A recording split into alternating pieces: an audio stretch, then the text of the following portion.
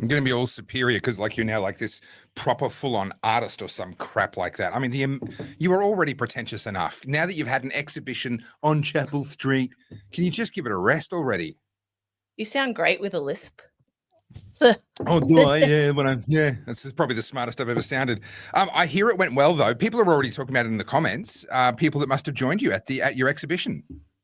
Wait till I have my doctorate. Can you imagine, Dr. Carlos J. Soda? Like, if I'm insufferable now, what's after that? What comes after that? I am not going to imagine that. I will cross that hill when I get to it. But no, I hope I never have to actually deal with that. I can't find the comments now. People were making comments about your. I had lots of Oddies come in and say hello. Lots of them, actually. Yeah. It was And did wonderful. they have a good time? That's the more important question. Well, they told me they did to my face. Whether or not they actually did, well, that remains to be seen. Maybe he's one of them. Very lovely to mine. So Dr. Lynette Amelie saying, I went early when she was still setting up. I assume that's a reference to your exhibition. Yes. Lynette came in on Thursday. Yep. There were a few others as well. Yep. We had Michael come in. We had Sen come in, or Chris. I had quite a few people. And I've got to say, like, it's so nice to actually meet everyone to their face.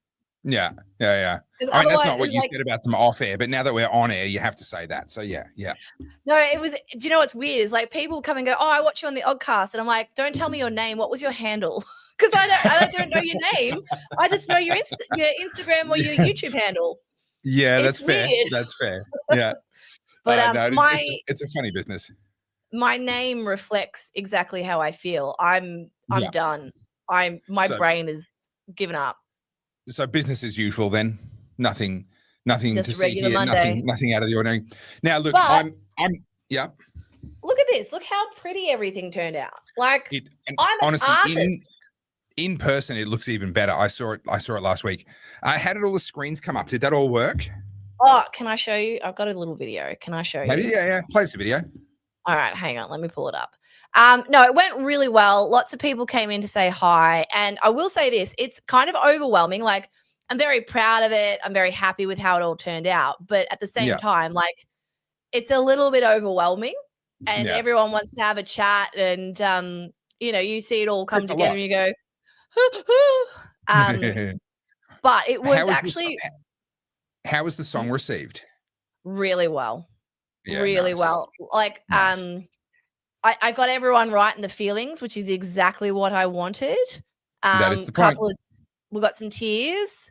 And even my lecturers who, maybe a little bit more progressively inclined, let's just say that even though I didn't touch on any woke points and I refused to welcome to country, which they did anyway, by the way, I am indisputably, like, I went above and beyond. You cannot argue that it didn't at least hit the criteria. So now, before you play your video,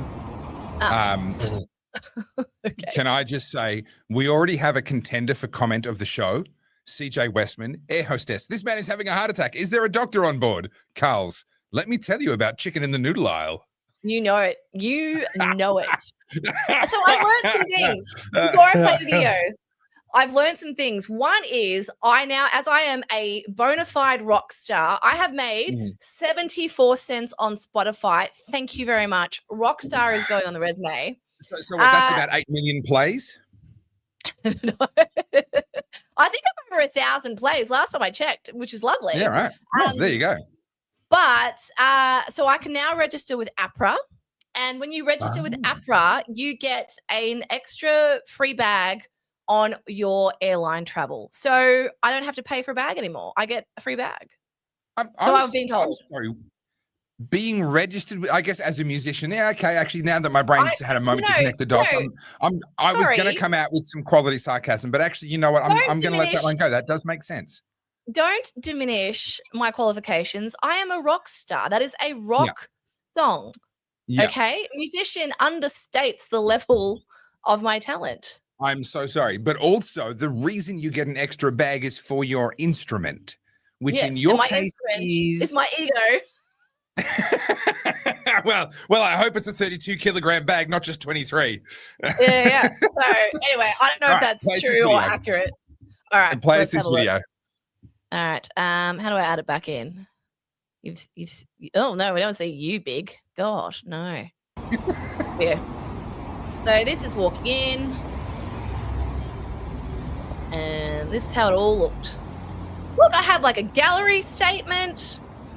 I had moving images. I had a projection. I had a song. I gave people wine.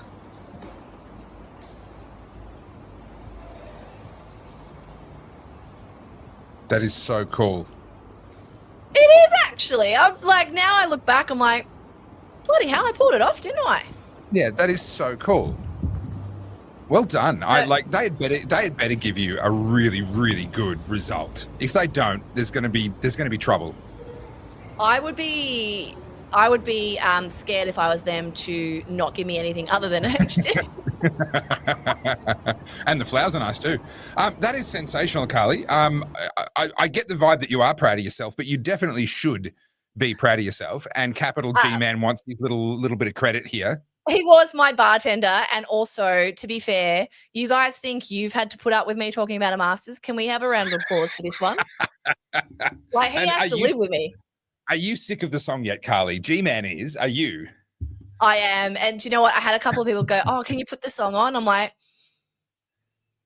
okay. All right. However, all that's trivial. Phonic Photon is asking the big questions. How did your sparkly boots go down? They were very well received, but I've got to tell you, I underestimated. They're 12-centimeter heels, so they're like this, and I lasted an hour, and then I was like, get them off.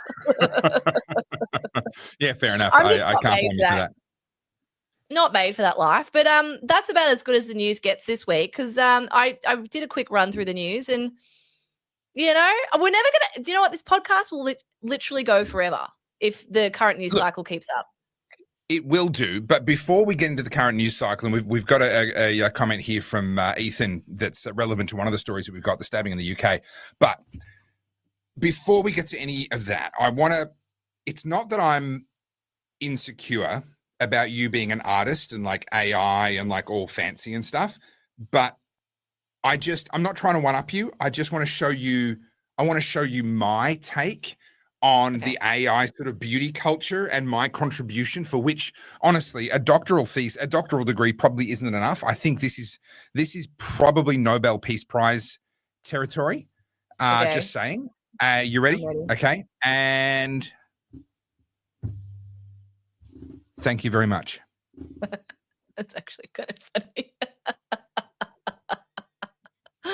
I mean, you can talk about AI and beauty standards all you want, but I've got you on this. Yeah, that is actually pretty accurate, if we're honest. Do you not know something? So because I'm now somewhat of an expert on this matter, I've had quite a few people reach out to ask me to come on their podcast to talk about it. One of them's the biggest female podcast in the country, which is slightly intimidating, to be honest. So now I better actually know my shit. But the more I'm trying to keep up with AI, this is what I was trying to say. I'm trying to keep up with AI. I'm trying to read all the papers as they come out, and I cannot. In the 18 months that I have been studying it, it has grown so exponentially. Like, it's impossible to know all of them and be across all of them. And he was listening to Elon Musk on Joe Rogan, and I've only listened to a little bit of this. Absolutely not. Can you imagine? Although I would go on it if she would have me. You would say yes. I would go on it if she'd have me, but I dare say she wouldn't. But yeah, I was listening to Elon Musk on JRE talking about AI, and it deserves our full undivided attention. I know a lot of people are like, oh, AI is shit. I'm like, no. Like, the genie's out of the bottle. It's not going back in. Yeah. The longer you resist it, you can't. You need to be aware of it. Yeah. No, absolutely. And it is one of those things. It's like trying to stop the steam power revolution, like trying to stop the internal combustion engine. I'm sorry, you're not going to. There are going to be downsides. There are going to be upsides. I think the potential upsides are so incredibly phenomenal. But like every single technology, the government and people with power and money want to use technologies to keep their power and to keep their money. That's always been true. AI does open up a whole new Pandora's box, but it's not fundamentally different. It's not. This is the thing. Oh, it's different this time. No, it's not. It's a different technology. But the struggle is the same. We use technology to maintain our freedom. They use technology to try and continue their oppression. That's the way it has always been. It's the way it will continue to be. Yeah, and the one thing I will say about AI in my view, in my esteemed opinion, if you will, Of course. it's just a Yeah. paintbrush. It's a paintbrush. And I keep using this analogy. I don't know if this is the right analogy, but it's like a car, right? You can use it for good, you can use it to travel, you can use it to take you new places, or you Yeah. can use it to commit homicide. Like, do you know what I mean? It can be like any weapon in the wrong hand can be used for evil. So Yeah. AI is the Okay. same. We're speaking of evil and weapons in the hands. Do you want to dive into London first? Let's start off dark? Oh, yeah, all right. But first, big shout out to Sen who came and saw the show. And No. thank you for your super chat. And Good as on he you, Sam. said, don't forget to like and subscribe. Do it. All Do right. it. So I definitely have the picture of the guy. Shall we start out with the picture Yeah. of the guy? Look, why not? Ethan's just saying that he was in Cambridge, not far away from where that stabbing happened in Huntingdon. So glad you weren't there, mate. That's certainly not something you want to be anywhere near. It's down to one person now, isn't it? They arrested two, and I think they released one, and they've decided they've publicized that it was just the one individual. Yeah. So to be fair, this is what's on social media. I don't know it to be true. This is all very alleged, but Yeah. this is the photo of the person. Yeah. Allegedly. Yeah. So, Well, I mean, we've got him on public transport with a knife in his hand. I'm going to say it's a good chance and that he was blood on all over public his transport hand. with a knife in his hand. So And what? one would, and it looks like blood on his hand too. It does a bit, yeah. So basically, the mainstream media is running cover for this man. They've called him a British man. And, that's all we know about him so far. He's a British man or a British national. But, judging by the looks of things, he looks to be of African descent. I don't know where from in Africa. I'm just making assertions based on how he looks. Sorry. Hang on. Do you remember there was an ad for coffee? Yes. It was one of the instant like coffees. Where you're from. Oh, torture. And this girl's trying to talk up this exotic looking African man. And yes, like where you're from, he says, "Oh, Derbyshire," with a very proper British accent. It is true that there are multi-generational, black-skinned people that are British. However, given the nature of what's going on over there at the moment, yes, there are certainly valid questions to be asked. So I've got a couple of things I want to contrast. So that's the photo of the suspect, and I pulled this as well. So this is just some information on Sadiq Khan. So for those who don't know, he is the mayor of London. The mayor of London, yeah, and has been the mayor of London since 2026, I believe. So we'll just add this in. Since 26, it hasn't been 26 yet, but yes. Sorry, 2016. Sorry, my bad. Yeah. So since he has taken office, 101,448 knife offences committed in London. Now, this is really important. They have announced a war on knife crime, and they have the Met Police out there doing sweeps. And literally, I kid you not, I didn't know we were going to go here today, but they have literally published photos, and I've seen them on their official channels. This isn't hearsay, something went viral claiming that something, no. I went and found them. They have published pictures of literal butter knives that they have found in people's yards and things like that as photographs of this is what we took off the streets in our latest knife sweep. Like, it's humiliating stuff. It'd be like how you could take yourself seriously as a human being in a police uniform doing that sort of stuff. I don't understand. There is a truism that people struggle to accept because it seems wrong. It seems counterintuitive. Everything the government tries to do backfires. Sooner or later, usually sooner, but sometimes it can take a little while. Everything the government tries to do backfires. When there is a war on poverty, we are going to get more poverty. When there is a war on drugs, we are going to get more drugs. When there is a war on knife crime, nowhere in the world that I know of is doing as much to have a war on knife crime and stop knife crimes from happening as what the UK is, and yet they've managed to have 10,000 a year. Yeah. And you know what? Victoria's following in the same footsteps. Like, that's what's terrifying. And I've got some videos queued up, and if we get to them, we get to them. If not, we'll save it for Wednesday. But I want to show you how a lot of the left-leaning candidates are now running cover and just straight up gaslighting. So I've got one, and actually I might play it now because I think it does relate to this. So, it's egregious what happened in London, but we need to look at how people are running cover, because this is how the truth gets obfuscated. So let me just pull it. So this is Steve Dimopoulos, I think it is. He's a Dimopoulos, I think it is. So he's made this very facetious. Not that. That was Very me. Sorry, I'm trying to get rid of it. You can't get rid of it. Get rid of it. No, Get it off my screen. It's gone. All right. Yep. So let me play this again. Hang on. Let's go like this and turn the sound on. Instead, if you listen to the Liberals, I mean, look, this is midweek, Little Collins Street, amazing, packed, busy. We love Melbourne and we're backing it. So apparently Melbourne's dead, if you listen to the Liberals. I mean, look, this is midweek, Little Collins Street, amazing, packed, busy. We love. Right. So this is a Labor politician walking around Melbourne saying essentially it's safe. There's nothing to worry about here. It's packed. It's going on. Now he happens. Yeah, he happens to be walking past what is a thoroughfare. So this is not conducive to Melbourne. But what we need to look at, actually, I'll leave it on stage because I'll show you some of the comments. So he got roasted. There is not one comment that agrees or supports with him, right? Not one. Right. So the first thing people say, so his caption for this was, the Liberals want Melbourne to fail. It's a good thing no one's listening, right? So, and then of course you add this into contrast with Jacinta Allen saying that Melbourne's safe as someone literally gets murdered in Melbourne. So reading some of the comments here, do the same walk at night. Good luck. Go talk to multiple shop owners and ask them how business is. Post that. We'll wait here. Are you kidding? I was there a couple of Mondays ago and it was not the same Melbourne pre-COVID. Still not a lot of office workers around and so many shops shut in the CBD. You neglect to show those. 2 shops shut on the end of Burke Street Mall, closer to Swanston Street. Never, ever would you see empty stores in Burke Street Mall. This is gaslighting 101. This is satire, right? Absolutely tone deaf. Moronic post. Not so amazing when you walk down the street and get stabbed. How lovely sticking a huge sandwich in your mouth as you're walking in Melbourne. Where are your manners? What an absolute mockery to the Melbourne businesses that were run into the ground at your government's hand. As another person has posted here, perhaps the more pertinent thing to do would be to walk into each business and ask them how they're really doing.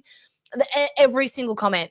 There is not one on here that is agreeing with him. So, you know, these guys can run cover as much as they like. Like, the cat's out of the bag, mate. We're done. We're done with your rhetoric. And there is a reality that people have very short-term memories. I used to go into the CBD when I was a teenager. My dad was involved in Channel 31, was a community TV station. I was the courier who would shuttle the tapes from our house where I used to edit them on a pair of VHS decks. So that's how I kind of cut my teeth and all the video stuff. And I was the courier. I would take them into the broadcast studio and Channel 31 broadcast studio. I think it was on Burke Street back then. And I would ride my push bike and I would ride down St. George's Road from Preston back before they used to have the tram lines, and then they put the tram lines in the middle. I'd ride on the tram lines and all that. I'd go into the city once, maybe twice a week. And I can remember very, very well the city from my teenage years. Sometimes I'd be there on foot. I'd take the tram in. A lot of the times I was on a bike. And I can remember regularly, this was normal, trying to navigate the footpath on Swanston Street and getting so frustrated trying to pick my way through people that I would end up just walking on the road.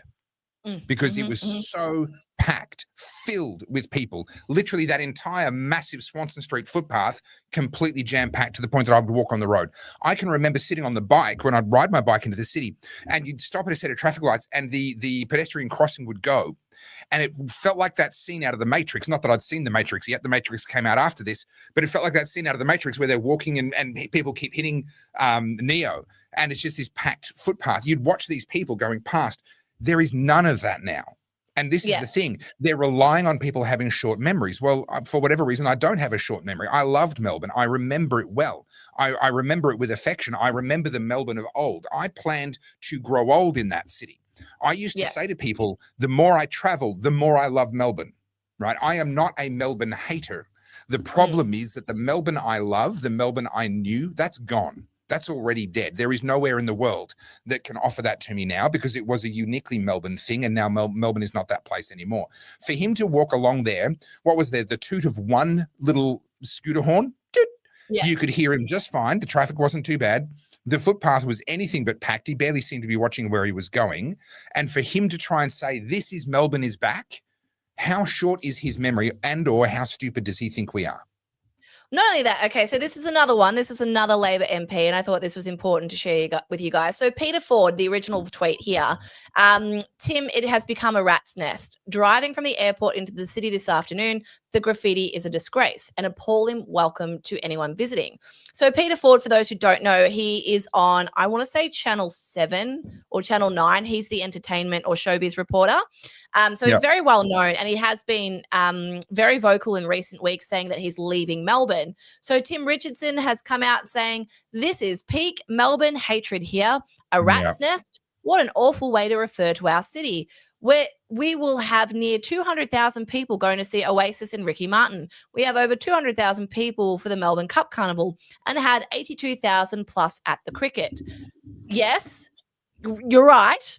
But what about everything else, Tim? I noticed that you've neglected to mention anything about the knife crime, about the stakes about public transport, about the actual graffiti. I noticed that you didn't actually comment on Peter Ford's comment. And yes, it is a rat's. It's a disgrace. Melbourne CBD is an utter disgrace. But so this do you remember when Melbourne had a graffiti culture to be proud of? It wasn't tagging, and there was pride in the fact that Melbourne's graffiti culture, there were walls and areas that would get tagged. People would go and practice in those spots, but they would come into the city to act, and they would spend serious money on all of their cans and colors and everything else, and come in and actually do a piece. Now there is no respect in our graffiti culture. There is no art in our graffiti. Well, I say our, I don't live there anymore. But I did the trip. So I do the trip into Melbourne. I drive into Melbourne every week for our podcast on the Wednesday. And sometimes we'll go the long way around the ring road and then down through the tunnel. And seeing the city like that is really grimy. You talk about all the weeds growing up on the Nepean Highway. There's a lot of that on the freeways now as well, even up in the north and in the west. The graffiti and the tagging, there's no art in any of it. The city feels grimy. It feels neglected. But it honestly feels like Gotham City. It feels like Gotham City. Well, and they're complaining. I'm seeing people complaining about this online. It's hip to rag on Melbourne and call it Gotham City. It's become this social contagion where everyone's trying to one up each other on how bad Melbourne is. That's because, and the stories are real. This is the thing. That start because there's evidence there to suggest that it is. No one just makes this shit up. They make, like, I saw today, I think it was the Herald Sun. They were talking about, maybe we're referring to the same thing. The Herald Sun were talking about how teenagers or people on TikTok are using this as content. And you had this one African kid walking through Flinders Street Station, looking over his shoulder like this, like, this is how you walk around Melbourne now. And another one was dressed as a machete bin for Halloween. And I'm like, well, that's funny. It is funny, but that's the Australian way. We kind of take the mickey out of things, right? But, when it comes to satirical points like that, it's because there's actually a huge issue and the government will keep gaslighting us and telling us there's not. Okay, but I can assure you that is misinformation. You have been misled because there is an account on X called Misinformation Fact Checker or Misinfo Fact. And they have set me straight because what they say here is, according to the Economist Intelligence Unit's Safe Cities Index, Melbourne ranks as the 10th safest city in the world. Yet the Liberals in Victoria and their media allies are turning molehills into mountains when it comes to crime reporting. Now, this is dated from yesterday, the 2nd of November. Now, here's the thing. Google exists. And I'm the kind of person when somebody says, according to the Economist Intelligence Unit's Safe Cities Index, I Google the Economist Intelligence Unit's Safe Cities Index and discover that they haven't released a new one since 2021, which is a little bit awkward for the claim. And even in that index, their ranking here that they provide isn't correct. What they've actually provided are the rankings for the happiest cities in the world, which was done by a different mob. And it was done on a self-selected survey basis. So what they did, they very proudly announced that they surveyed 16,000 people around the world in 179 different cities. Do a quick little bit of math. That's less than 10 people. Less than 100 people per city that they surveyed. Now, there's a funny thing that happens when it comes to surveys. There's a lot of self-selection bias. People have to choose that they actually want to be involved in the survey in the first place. And that means you eliminate a lot of people who are working, people who don't want to talk to you because they don't want to get stabbed, all those sorts of people. But the really big problem with a survey like this is that you can only survey the people who are still there. you don't survey the people who aren't. Because if you're Yeah. surveying people in Brisbane, you're not asking them about Melbourne. You're surveying people in Albury, you're not asking them about Melbourne. And so Yeah. what they've done is they've walked around the streets and they have asked the people who have stuck around how they feel about their city.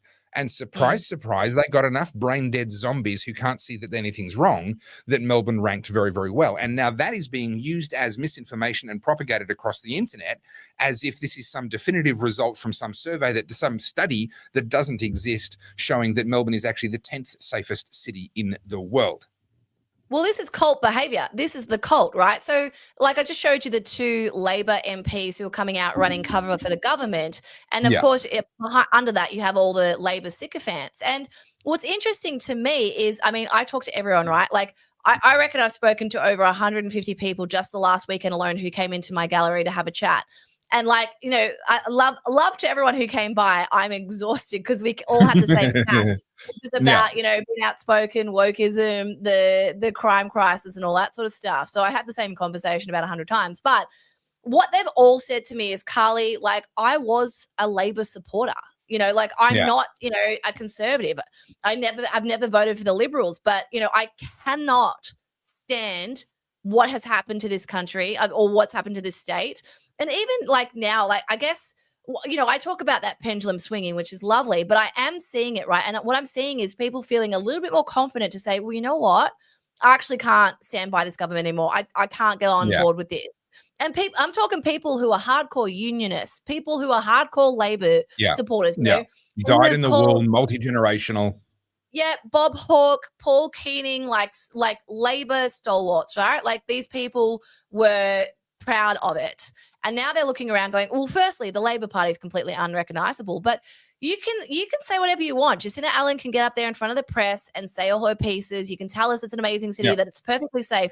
Yet every time she does that, something egregious happens the next minute. Whether it's teenagers driving a stolen vehicle through Burke Street Mall, whether it's teenagers getting stabbed to death, you know, it's all well and good to say that. But the reality is now you, me, and anyone, right, like a Labor supporter or a non-Labor supporter can get stabbed. We've got 9 carjackings on average a week. Like, that's something that you hear of in South Africa. You know, Australia is falling apart at the seams, and we're still not prepared to have the conversation because everyone wants to still keep standing by their team.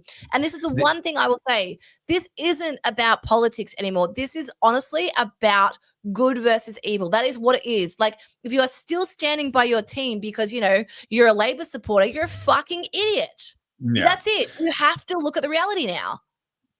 So there is one more really important point to make, though, which is there are claims coming out that crime is down. Per capita, crime is the lowest it's been in ages. This is technically not wrong. There are 2 important things to know. The first is someone, I've scrolled on from the comment, I shouldn't have. Someone was saying that they got threatened by a junkie using a Bic pen, and they didn't even bother reporting it. So first and foremost, as violent crimes increase, which they certainly have, this is the thing, it's the petty crimes that have gone down. And because they were so numerous, them going down drags the overall average number down. But violent crimes are the highest they have ever been. That is a fact. And they're the ones that make the news. And so that's how you can simultaneously have a situation where people look at the news and go, this is the worst it's ever been. And yet people who want to be deceptive can sit there and go, oh no, the stats say that the crime is the best it's ever been. Number one, it's the violent crime that's taken off. And that's because teenagers are no longer stealing chips from the corner shop. They're getting machetes and cutting off people's hands. Right. This never used to be happening in this age group. This is the age group that used to commit the petty crime. Now they've just leapt straight over that and gone straight to the serious stuff. But secondly, when you live in a city where people are getting carjacked all the time, you don't report being threatened with a pen by a junkie. It seems so trivial. It's like, well, why would I report that? I mean, they're not going to take that seriously when they can't even keep up with the real, like the big stuff. Why would I report that? So we have a massive underreporting problem because the police are overwhelmed. People can't be bothered because they know nothing will be done. And we're also cynical of the courts. And secondly, the crime that matters, the violent crime, that the statistics are crystal clear. That is absolutely through the roof. Yeah. And look, as I said, the government can run cover for themselves, but it's not going to stop the conversation. And thankfully, we have platforms like X, but you can actually see this in the media as well. Like, I mean, obviously the Herald Sun's Murdoch, but they are going hard after this crime thing. Same with Channel 7, to be fair, to their credit. Channel 7 are unrelenting on this. And now it's at the point where I've stopped talking about it because there's something every single day. But I wanted to play this clip. This is Mike Bush, the new police chief. Police chief, sorry, yeah. I'm just going to bring it up. I'll just play the clip from the start. Hang on a second. If it lets me. Ooh. Movements, their gait. Hang on. So what we've got here is a depiction of the 33 youth gangs that we've got operating in Victoria, particularly across Melbourne. So we know exactly who those gangs are, we know where they operate from, and we know every member of those gangs. So what you'll see here, pictured here, the small green boxes indicate a youth gang. There are 33. And we know the 610 members of those gangs. So what we're seeing here are the 610 who are driving Victoria's crime surge right now. Driving, committing, absolutely. We know their names, we know their addresses, and we know their associations. When you get that CCTV footage, for example, do your members immediately go, oh, that's Joe Bloggs? Our people are very active in these communities. Not only do we know who they are, we have plans in place for each one of them. And they can identify them even when they're masked up by their behaviours, their movements, their gait. So they know who they are. And of these, how many are out on bail? How many are free and how many are behind bail? So if you talk about the 610, I would say around 500 or a little less than, maybe between 400 and 500 are still in the community, and we have a focus on them. Should they be in the community though? I mean, well, a lot of them have been arrested more than once, so a lot of these people are prolific, multiple offenders. How young are we talking here? The majority are aged between 14 and 18, some as young as 12. So we know who they are. They've been arrested multiple times, and we know they're committing adult crimes, but we're still going to leave them go on the streets. But don't worry, guys. We have a really pretty looking graph. So you know we're doing something because we have a really cool color coordinated graph, and we know there's 33 gangs, and we know there's 610 repeat criminals, all under 18, but we're not fucking doing anything about it. Like, we know all the data, but we're still not going to actually take these little munted kids off the street because you know why? Do you know why, Tova? Tell me. We don't matter. Do you know who matters? Identity politics. And it would look very bad if you were to put a couple of African kids in jail so that the rest of the community could feel safe. But we won't do that because we'd rather a pretty graph. But Big Fella has the solution for us here. Don't worry. The First People's Assembly of Victoria will fix Melbourne. They'll just change the name to an Aboriginal name. See, all fixed. No problems in Melbourne anymore. You're right. All the problems will be in Naarm instead. So, I mean, Melbourne will be instantly fixed. This is genius.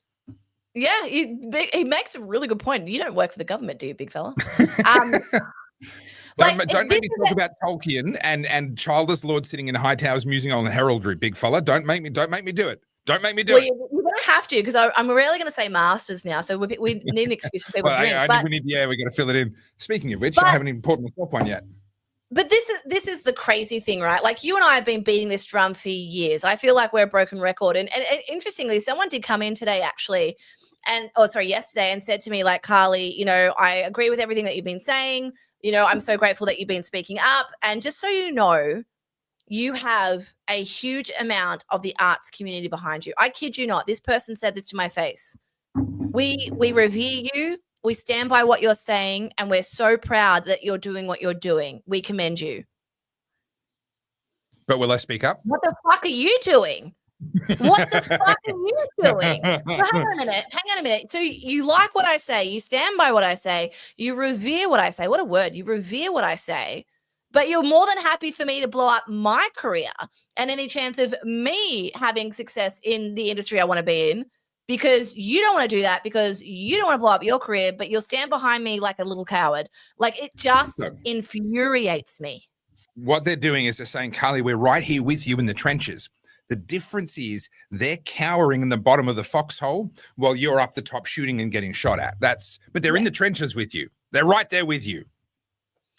Yeah. Look, I know things will change, and I know people will be like, oh, I was, Carly, Topher, like, I was right there with you, and, we battled it together. And you know what I'm going to say? Like, call me whatever you want. I'm going to turn around and go, no, you didn't. No, you didn't. Yeah. This battle was won by a handful of people who had the fucking balls. Excuse me, I'm swearing tonight. I'm really tired. Who had the balls to actually speak up and say it as it is. And if you think common sense makes me racist, xenophobic, transphobic, whatever the hell, good on you. I will keep saying it. I just don't care anymore. Call me whatever you want, whatever. So I'm just going back. So we do need to talk about treaty, though, because this is a pretty big thing that's happened. Yes, I know. What is it, $70 million a year to have even more people telling us what we can and can't do? Do you know what's interesting about this? Yeah. There's no one holding them accountable. They're now like a pseudo government. We don't get to vote on it. We don't get to say anything. We've ushered in a second private government. Yeah. And they're playing the same game that they played with The Voice, which was to try and pretend, it's just an advisory body, blah, blah, blah. Well, then we don't need the body. Like, you can take people's advice anytime you want. We don't need to legislate an advisory body. The reason we're legislating is because you want to spend our money and you want to give it power. This is the accelerationist in me, and I try not to be accelerationist because that's a little bit like sadistic. But there is a part of me that is a little bit accelerationist. And when it comes to Victoria, when it comes to Melbourne, there is a part of me that just goes, good, go to the dark side.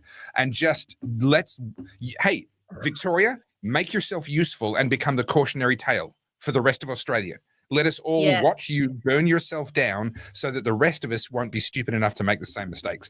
It's an extraordinarily bad idea. Now, having said that, saying not making the same mistakes, we're seeing problems all over Australia with this native title side of things. And I've covered a few times the story of Tubia, which is a Queensland town which has been claimed by the same, the Bigambul, I think it is. I don't mean to be disrespectful if I'm saying that wrong, but I think it's the Bigambul people from North Stradbroke Island, which is obviously the island off the coast where Brisbane is, and Tubia is deep inland. Like these two things are not, like, the tribe from there is not the traditional owner of over here, and yet they've claimed it.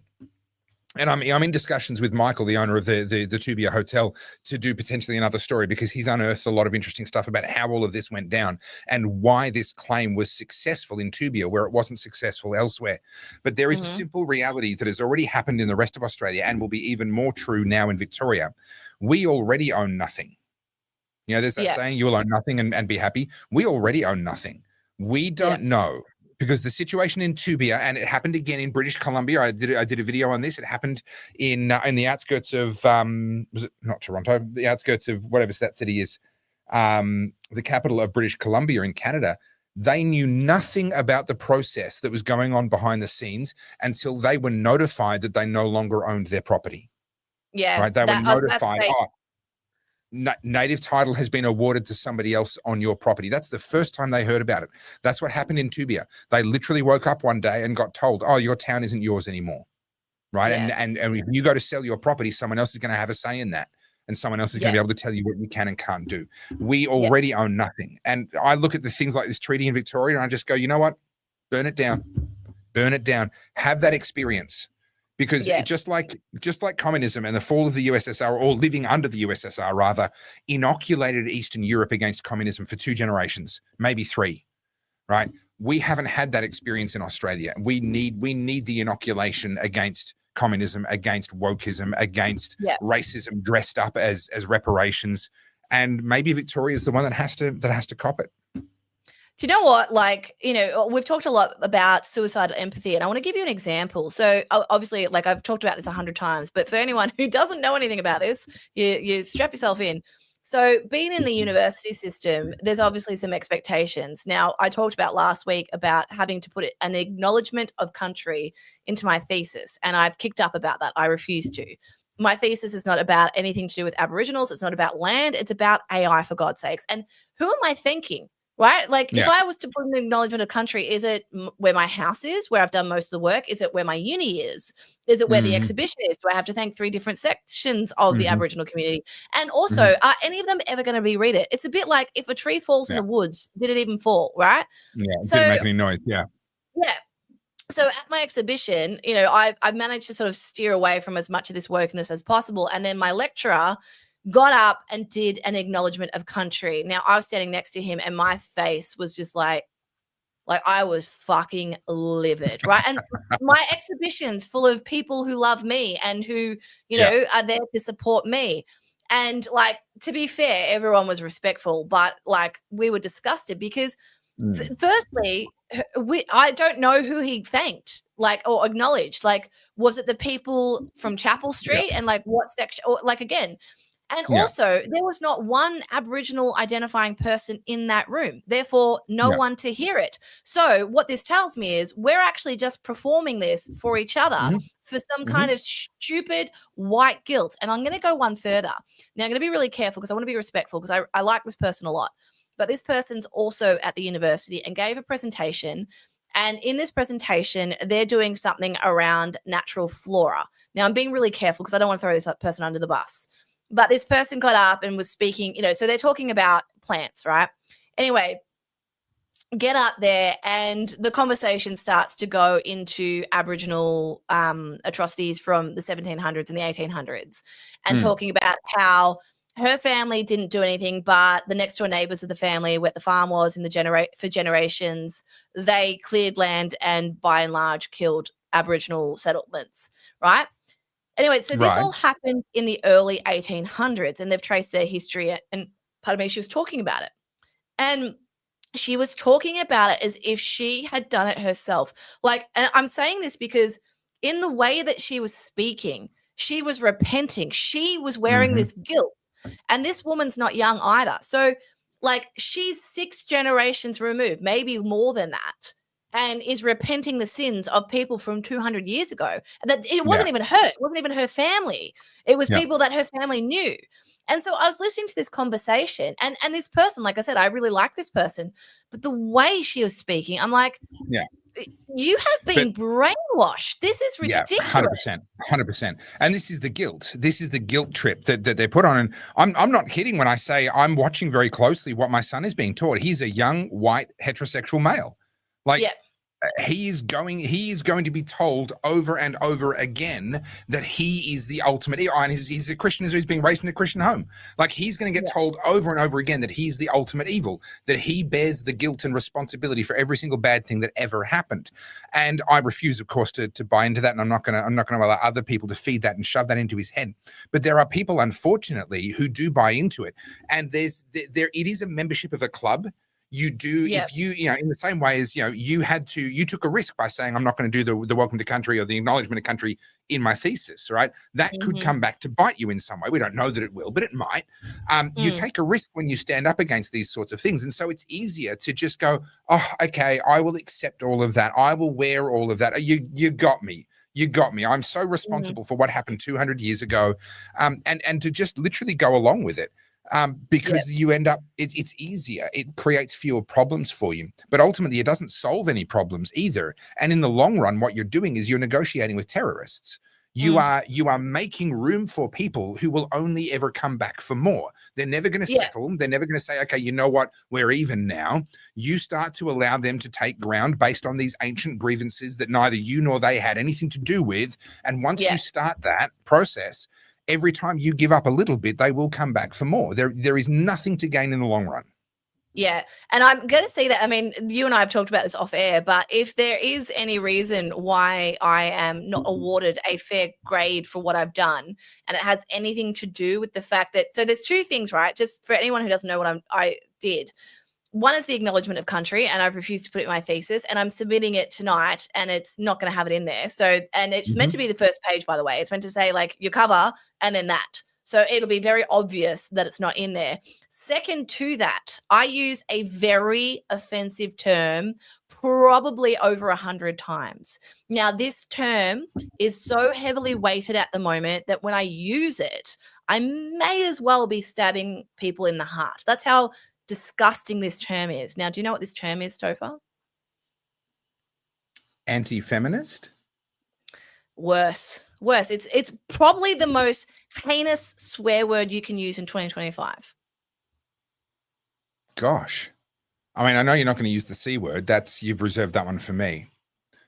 It is none other than the word woman. That is how offensive I am. I have used the word woman or women over 100 times, and I'm referring to actual women, biological women. And you better believe when I'm talking about post-feminism and the gynecoptian and feminism as in the fourth wave, and I use the word women, and I'm deliberately exclusionary to the trans identifying women. Yeah, I'm upsetting some people.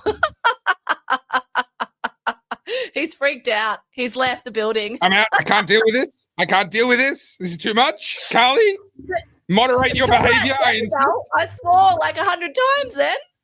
But yeah, and that's it. That's the thing. So I kid you not, I had someone sit me down and say, you need to be more inclusive with your language because women is excluding a section of people. And I said, no, it is not. No, it is not. I'm sorry. And this is a hill I will die on.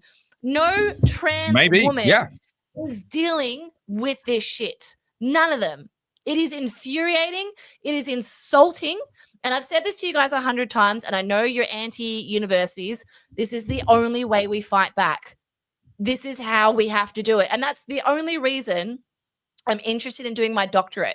I will play their game. I will get all of their certificates and jump through all the hoops they tell me to, and I will still have these opinions. And then what? Then you have to argue me with my ideas, right? Prior to having my master's, I was just a random photographer. Do you know how many times people were like, this happened on X at the start of the year. Oh, this photographer thinks she can talk economics. All right, fine. I'll go to a fucking doctorate. Now what? So you keep saying prior to my master's. I think we can conclude that your entire life will be prior to your master's. I think not only are you going to get failed at this point, you are probably going to be sent back to kindergarten because we're like, we need to start over from the very beginning with this one, right back to the start. And this word, I just found it. Someone put it in the chat. This was suggested to me. Can you imagine being my lecturer? Can you imagine suggesting this to me? Can you imagine my face? And I'm very polite, but how degrading to you as a woman to have other people policing the language that you can use about women. You are doing you are a woman doing a master's about women and a challenge that affects women particularly. Right. Yeah, there are some men that are super image conscious, and yeah, there are some men that get plastic surgery, blah, blah, blah. But this is a phenomenon that is happening amongst women, and they are trying to police your language and say, you need to change that letter to an X. Otherwise, you're not being very inclusive. How? Oh, yeah, I'm really swearing now. I love this comment here. How many times did you tell your lecturer to eat dick? Trust me, I wanted to. Can I just point this out? And I'm not making this to flex. I'm just saying, I paid $45,000 for the privilege of doing this degree, by the way. It's on HEX. I did not pay that up front.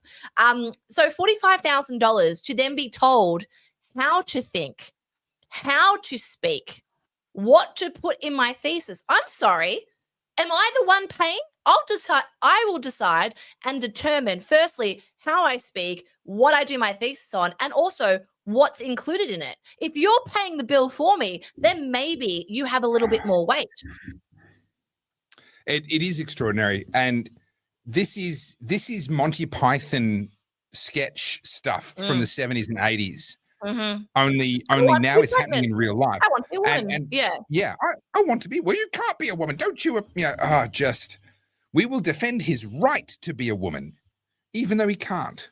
It's gosh, it's disgusting. But it's interesting, and just to drive this point home, I had a person come in who's got a very successful career doing commercial photography and said the whole, I revere you, stand behind you, yada, yada, yada.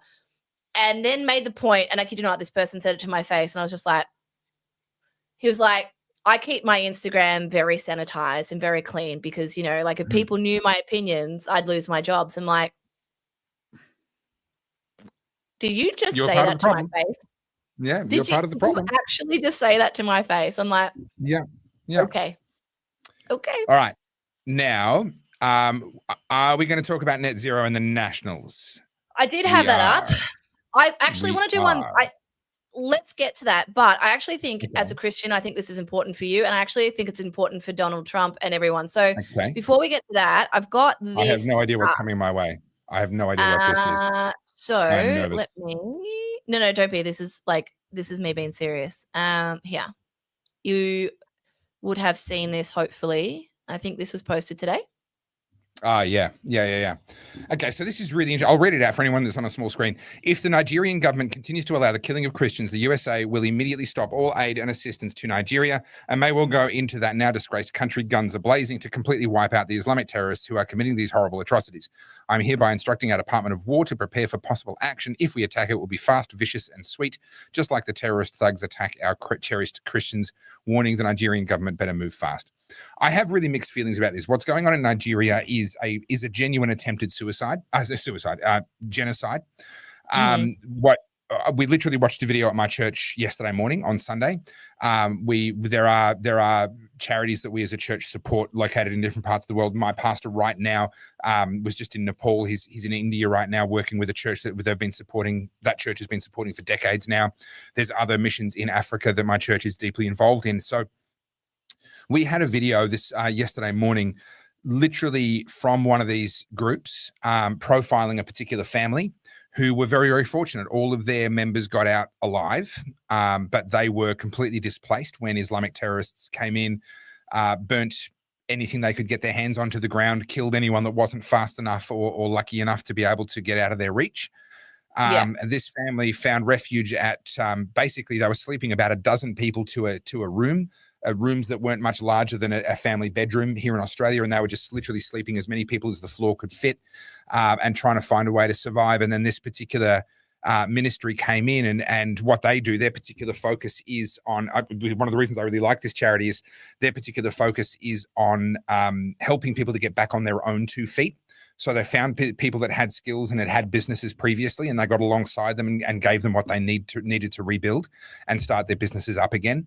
And what they were able to do is to actually go back to the exact same location. And their attitude basically is, yeah, we'll take the risk, rebuilding on exactly the same dirt. He's literally rebuilding. He had a wood and metal workshop, and he's rebuilding that on the exact same site because he doesn't want the Islamists to think that they can scare people off, to think that they can win that way.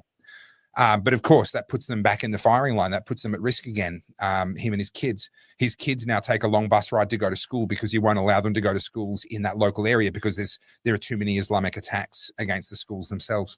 This is a really, really serious problem. However, I'm also mindful of the history of American intervention and involvement in a lot of these kinds of situations. It could be very, very well. I have no doubt, in fact, that Trump would mean it well. It would be very well intentioned, but I also have very little doubt that it wouldn't work out extremely badly. In the same, I mean, we look at the American or the UN involvement in Rwanda and so many other places. What's happening in those places is terrible. I'm not convinced that the involvement of a superpower is necessarily going to work out a lot better. Having said that, Donald Trump wouldn't make the mistake that the UN typically make, which is to try and sit in the middle and just stop people from killing each other for as long as they're there. If it was Donald Trump, it would go a lot like these drug smuggling boats from Venezuela, where it's just munitions from the sky and people start dying at decapitation strikes against the militants, etc. So is it possible that he could achieve what very few others ever have and actually bring peace through warfare on foreign soil? Maybe, but I'm conflicted on this one. I'm going to be full Trump supporter here because Trump, like, I mean, we've said this, we've seen this. Like, I don't know why people keep underestimating his negotiating skills. This is Trump basically saying, you are going to negotiate with me. Will come to the table with some kind of solution. This is what he does. He creates these tweets, he stirs up, and like the international like outrage around this is huge, by the way. Like, this is really ruffling feathers, as it should. Yeah. Trump is basically saying, I will come over there and start a war if you don't fucking clean up your act. That's exactly what he's threatening. And people know that Trump just could be the guy to do it, right?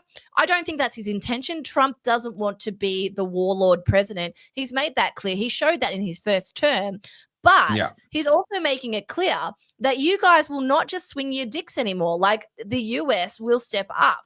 The US will make sure these things are pulled into line. Now, you guys can like disagree with Trump. You can disagree with his sentiments. That's fine. But at the end of the day, the reason we are seeing such a decline in the Western world is because all of our leaders are giant pussies. That is it. What you need is someone who has conviction, someone who's not afraid to say the unpopular thing. And that is what Trump does. And that is why so many people hate him, because he is literally calling their bluff. He's saying, if you're going to do the thing, fine, I will also do the thing. Now, I don't want war. I'm not encouraging war. But what I do want is someone with a backbone, someone who will call it out, who will say the thing, right? Putin's got a backbone. Kim Jong-un's got a backbone. Xi Jinping's got a backbone. You know who doesn't? Keir Starmer, Macron, Albanese. It's embarrassing. These people cannot negotiate on a world stage. And that is why we are living through the fucking chaos that we're living through. Well, I'm just going to put this comment up.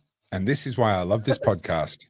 Fair enough. I'm really tired. Can you tell? I'm sorry, guys. Like, I'm really well, you're not mucking around. You don't need to apologize. You're not mucking around. And I mean, this is literal life and death. There are people dying. I'm going to say every day, but it'd certainly be just about every single day, and sometimes a lot. Sometimes, we're talking genuine massacres on a scale that would qualify as a small scale genocide, and they want it to be a large scale genocide. If they had the resources, it absolutely would be. And is that acceptable? No. Is the solution to have, special forces and B-2 bombers coming from halfway around the world? I'm not sure that that's going to necessarily work out well either. I mean, someone mentioned Syria earlier. The brutal massacre of Syrian Christians is happening largely off the back of destabilizations that the Americans had a hand in. I'm very mindful, and okay, everybody, you're about to get liver poisoning. I'm very mindful of the quote in The Lord of the Rings where Frodo sees Gollum for the first time and he hates him. And he says, I wish that Bilbo had killed him. It's a pity that Bilbo didn't kill him. And Gandalf, the wise wizard, says it was pity that stayed his hand. Because when he saw Gollum, he saw this miserable creature and had pity on him. And he then says, do not be too quick. This is Gandalf. Do not be too quick to deal out death. There are many that live who deserve death, and there are many that die who deserve life. Can you give it to them? Yeah. And I think there's a lot of wisdom in there. And let's not forget that Tolkien had survived the First World War. He had seen with his own eyes the horror of all of that. And I'm not anti-violence. I've made that very, very clear. I think that there are contexts in which violence is absolutely justified, and that would include defending yourself and your family from Islamic jihadists. Yeah, you can kill them. Absolutely, you can, and do it with a clear conscience. That's absolutely clear from Scripture. But we have too long of a history of making things worse. I don't disagree, but can I just point out a couple of things here? I love how we will sit here, like those of us who are not progressive, will sit here and debate the ethics of entering into a war or a battle, and we'll sit here and talk about people dying. We need to contrast this with the fact that the progressives are literally celebrating Charlie Kirk's assassination, right? Like, we're not the same, right? So we'll sit here and talk about, is it the right thing? Is this, could it make it worse? the left don't care, and also the Islamists do not care. We are not fighting our equals here. And I dare you guys to open a history book where anything has been settled in the human race with anything other than violence. I know you don't want to hear that. I know, like, we all like to think that in 2025 we're all morally superior. We're far more like educated and advanced than our ancestors. But most of the wars, most of these things have come out of necessity, right? Someone starts to try and invade, someone tries to steal your property, someone's trying to conquer you, and then there's a battle and people die. I don't like it, but guess what? That is an intrinsic part of human psychology. That's the way that we work. Now, to think that because we have the internet and we have technology and we now drive cars and we all go and work, that we've changed in a way is to underestimate ourselves. Like I said, nothing stopped that guy from going onto a train in London and stabbing 11 people, and he would have stabbed more if you let him. It's not stopping the progressives from celebrating the fact that someone was murdered in cold blood in front of an audience, by the way, and then celebrated it. Abby Chatfield's on her fucking podcast saying, why hasn't Trump been killed yet? Like, these people are behaving the same way that they're saying that they don't want people to behave. Like, I'm done being gaslit, and I'm not advocating for violence. I'm not advocating for war. But if we're actually going to have this conversation, let's do it equally. We are fighting against people who want us dead. The Islamists want us conquered and dead. That is their end goal. Pretending it's not is ridiculous. We're not actually having a conversation unless we're looking at the fucking pink elephant in the room and addressing it. Well, Capital G-Man liked it. So did James Bennett. We need you guys to start giving, like, 4 out of 5. Didn't really feel like you had the oomph this time. We need to start getting some reviews. Okay, I love this. I'm gonna. Sorry. Yeah. Sorry. No, I was going to say, am I wrong though? No, you're not wrong. How that then translates into practical action in the real world is still debatable, but you're not wrong. The principle of what you're saying is absolutely correct. And I do think that we have a tendency, and if I have a flaw in this area, it is a tendency to probably not be as fired up as what I probably should be. But then again, I've got you to make up for that, so it works out well. I wholeheartedly agree with this. And whilst I hesitate for the US government to get the US military involved, if President Trump wanted to put a bounty on some people's heads and just let the private military contractors and the bounty hunters go in and sort it out, I am genuinely, this is not facetious, this is not tongue-in-cheek, that is the way to solve this problem. I am massively in favor of private military capability. The idea that armies are something that only a government should have is naive of history in the most extreme. Governments have the longest history of using militaries against their own people. Out of anyone, private armies would be safer.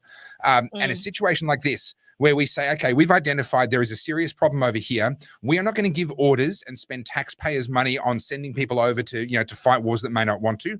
All we're going to say is, if you want to go over there, there's a bounty on these people's heads. If you can bring us back body parts that we can DNA verify, and you're the first one to bring them back, then you get the bounty.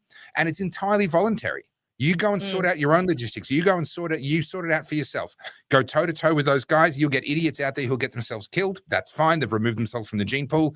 But you will also get really capable operators out there who are going to go and clean house. And I reckon that's the way to do it.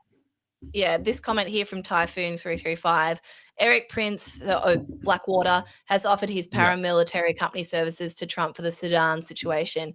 And look, I'm not, to be fair, just to be completely transparent, I am no foreign policy expert, but I can see an obvious disparity between the way that we in the West are speaking about this. And we're talking about ethics. These people don't have ethics. They're literally beheading each other and blowing people up. They don't care about your ethics, right? So, and that's my frustration. You can sit there all high and mighty and acting as if, we care about human rights in Australia. The reality is our enemy does not. They do not give a fuck. These people will kill you in cold blood. And we are seeing that. Did you see this story about the mayor in Germany? I'll try and pull the story up in a second, but she was a mayor in very progressive, and she adopted 2 African children and, did all the right things, the bleeding heart progressive type. Her own children murdered or tried to murder her. I think she survived just. I haven't followed up the story, right? Yeah, I hadn't seen that.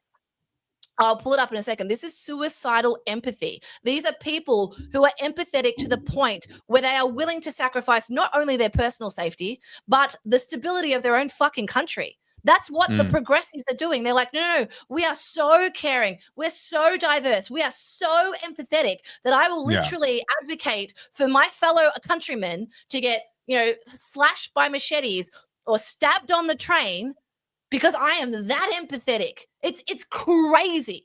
It is fucking madness. Yeah, look, the response is a bit ho-hum. I've seen spicier. This hot sauce is made with 5 alarm peppers, handled with gloves. Okay, Riot was impressed. Riot loved it.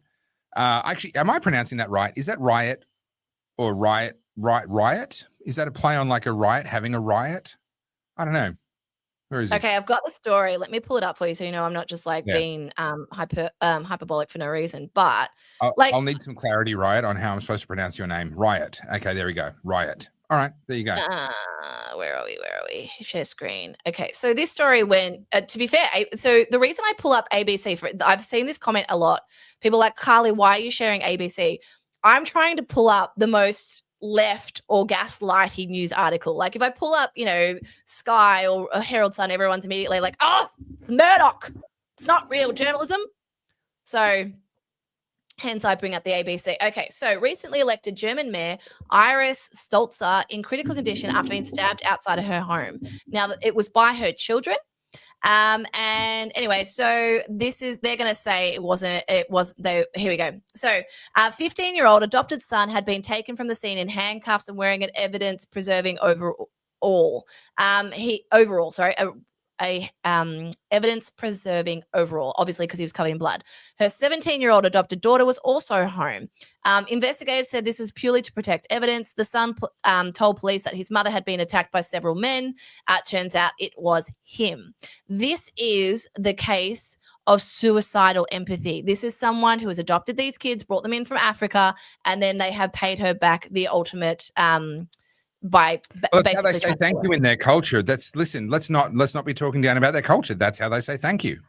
So, and look, am I saying all people like this? No, I'm saying there are bad actors out there, and the fact that we can't have a very honest conversation because people are so fucking worried about being racist. Like we're never going to get anywhere. This only gets worse until we can have the conversation about the reality. Things only get worse. Okay. There are 3 really important topics that I really want to get to. Net zero, we did kind of promise that. Yes. Bill Gates and his backflip or half backflip. It's an important thing for people to be up to date about. And Mamdani, because that's happening soon. And there are some things to know about that. I'm actually, you've been the one talking about it up till now. I'm catching up. So Lynette's noticed that my vein pops out. It always does, to be fair. I think it sits like over something, but no, my blood pressure's fine. This is just my average Monday night. All right. Okay, so Mamdani, do you want to talk about him first? Well, I feel like we kind of need to get to net zero because we said we would, and then we have a habit of not getting to like the thing that we said we were going to do in the show. All right. So the Nationals have come out and said that they are dumping net zero by 2050. So this was a commitment that the Liberals and Nationals took with them to the last federal election under Peter Dutton. They got their asses handed to them. They then broke up the coalition. Now, that's not that unusual after a big election loss. They both separate so they can figure out who they are and what their policies are going to be. And then usually, well, every time in history so far, they've come back together, no problem. That's probably what's going to happen again this time. So don't be too freaked out about the fact that they split up. But what's happened now, there was a leadership challenge in the Nationals, which we don't have the public record. They don't publicize their internal polling when there's a leadership spill. But my understanding from an inside person that I have is that it could not have been closer. That was the language they used. So I believe there was a single vote in it, and David Littleproud kept his position as the Nationals Party leader. Now, that's really important in my view. David Littleproud is, in my opinion, a coward. I've got long history with him on the water issue. He was a water minister when we held a protest at Parliament House. He was under a lot of pressure from us, and then he got out of Dodge and handed over the water ministry to Keith Pitt in order to not have to have the fight. He just didn't want to. He didn't want to actually have to be face to face with us, standing up for what the government wanted him to stand up for, and nor was he going to give us give the irrigators what they actually needed. And so he just got out of there. He didn't want to have that fight. He's been been a mealy mouthed flip flopper on climate change. So there's a really important detail here. The Nationals and the Liberals love to say, so Susan Ley as well, we've got a picture of her on the screen. Susan Ley and David Littleproud love to say that they have never voted for net zero. Yeah. Which is technically true, because the only net zero legislation that's gone before Parliament was the Labor Party's net zero legislation, not the Liberal Party's net zero legislation. So, of course, they voted against it. But they didn't vote against it because they disagree with it in principle. They voted against it because it wasn't theirs and it didn't have their timeline and their targets on it. They support net zero in principle. So what we've got is a situation where they have an opportunity to seize what I'm going to call the Reform UK moment.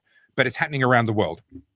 In France with Marine Le Pen, in Italy with what's her name, in Japan with their new prime minister, in Argentina with Javier Milei, in Germany with the AfD, in the US with Trump, in the UK with Reform. We are watching around the world massive political movements forming behind people with principles.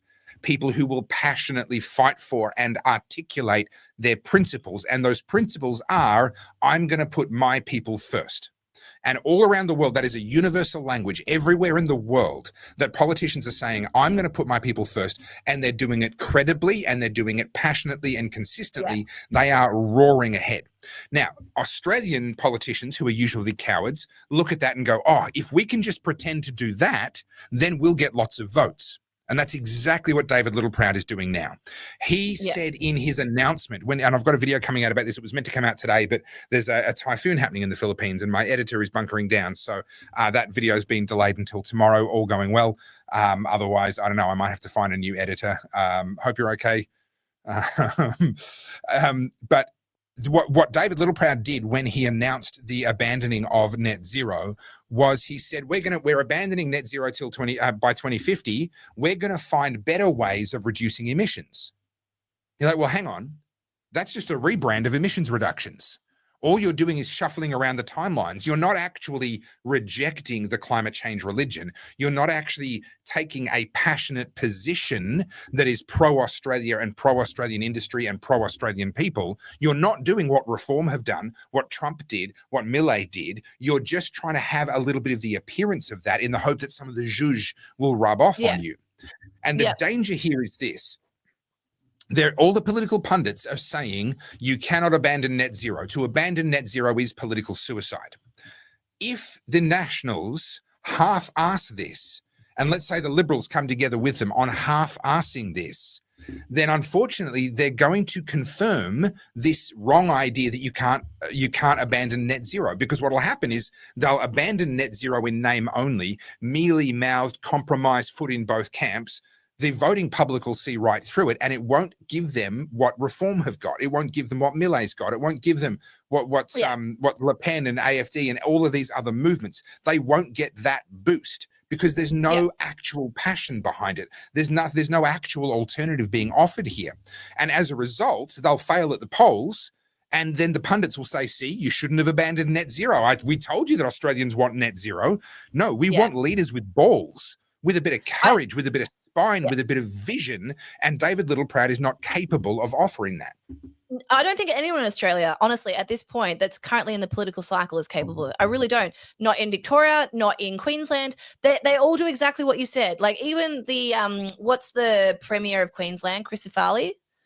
He's come out doing adult time, great, but like on everything else, he's a wet rag, right? So this is the thing, they grab things that seem popular. And of course, it gets to a point where everyone's so angry and wants someone to do something that, like Christopher Farley has as a premier, and thankfully he is doing that.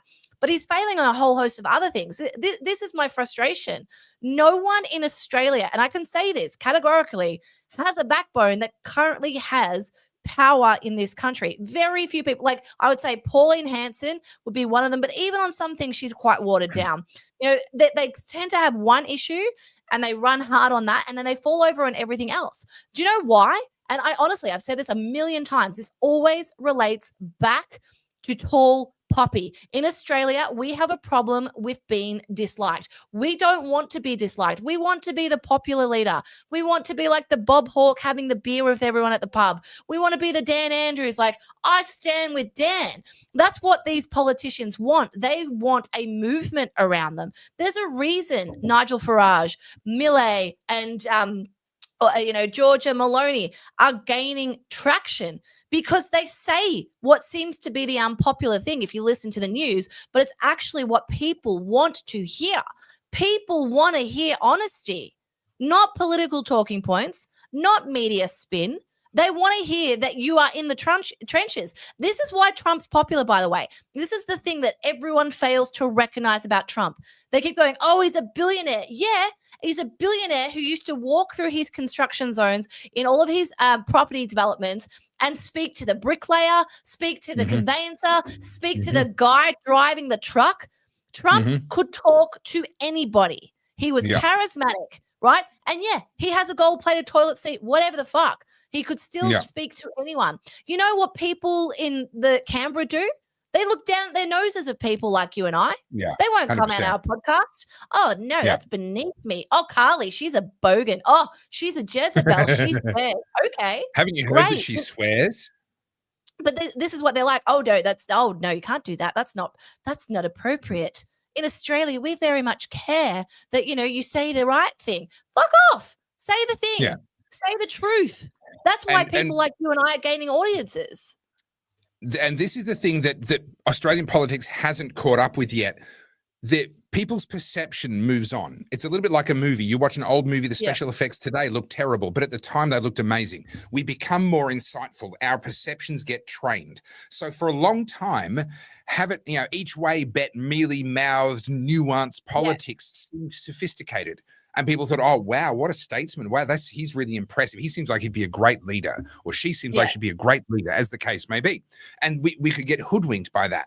But over time, our perceptions become more insightful. We start to see through all of that. We start to say, hey, we've heard that before, and yet the problem hasn't been fixed yet.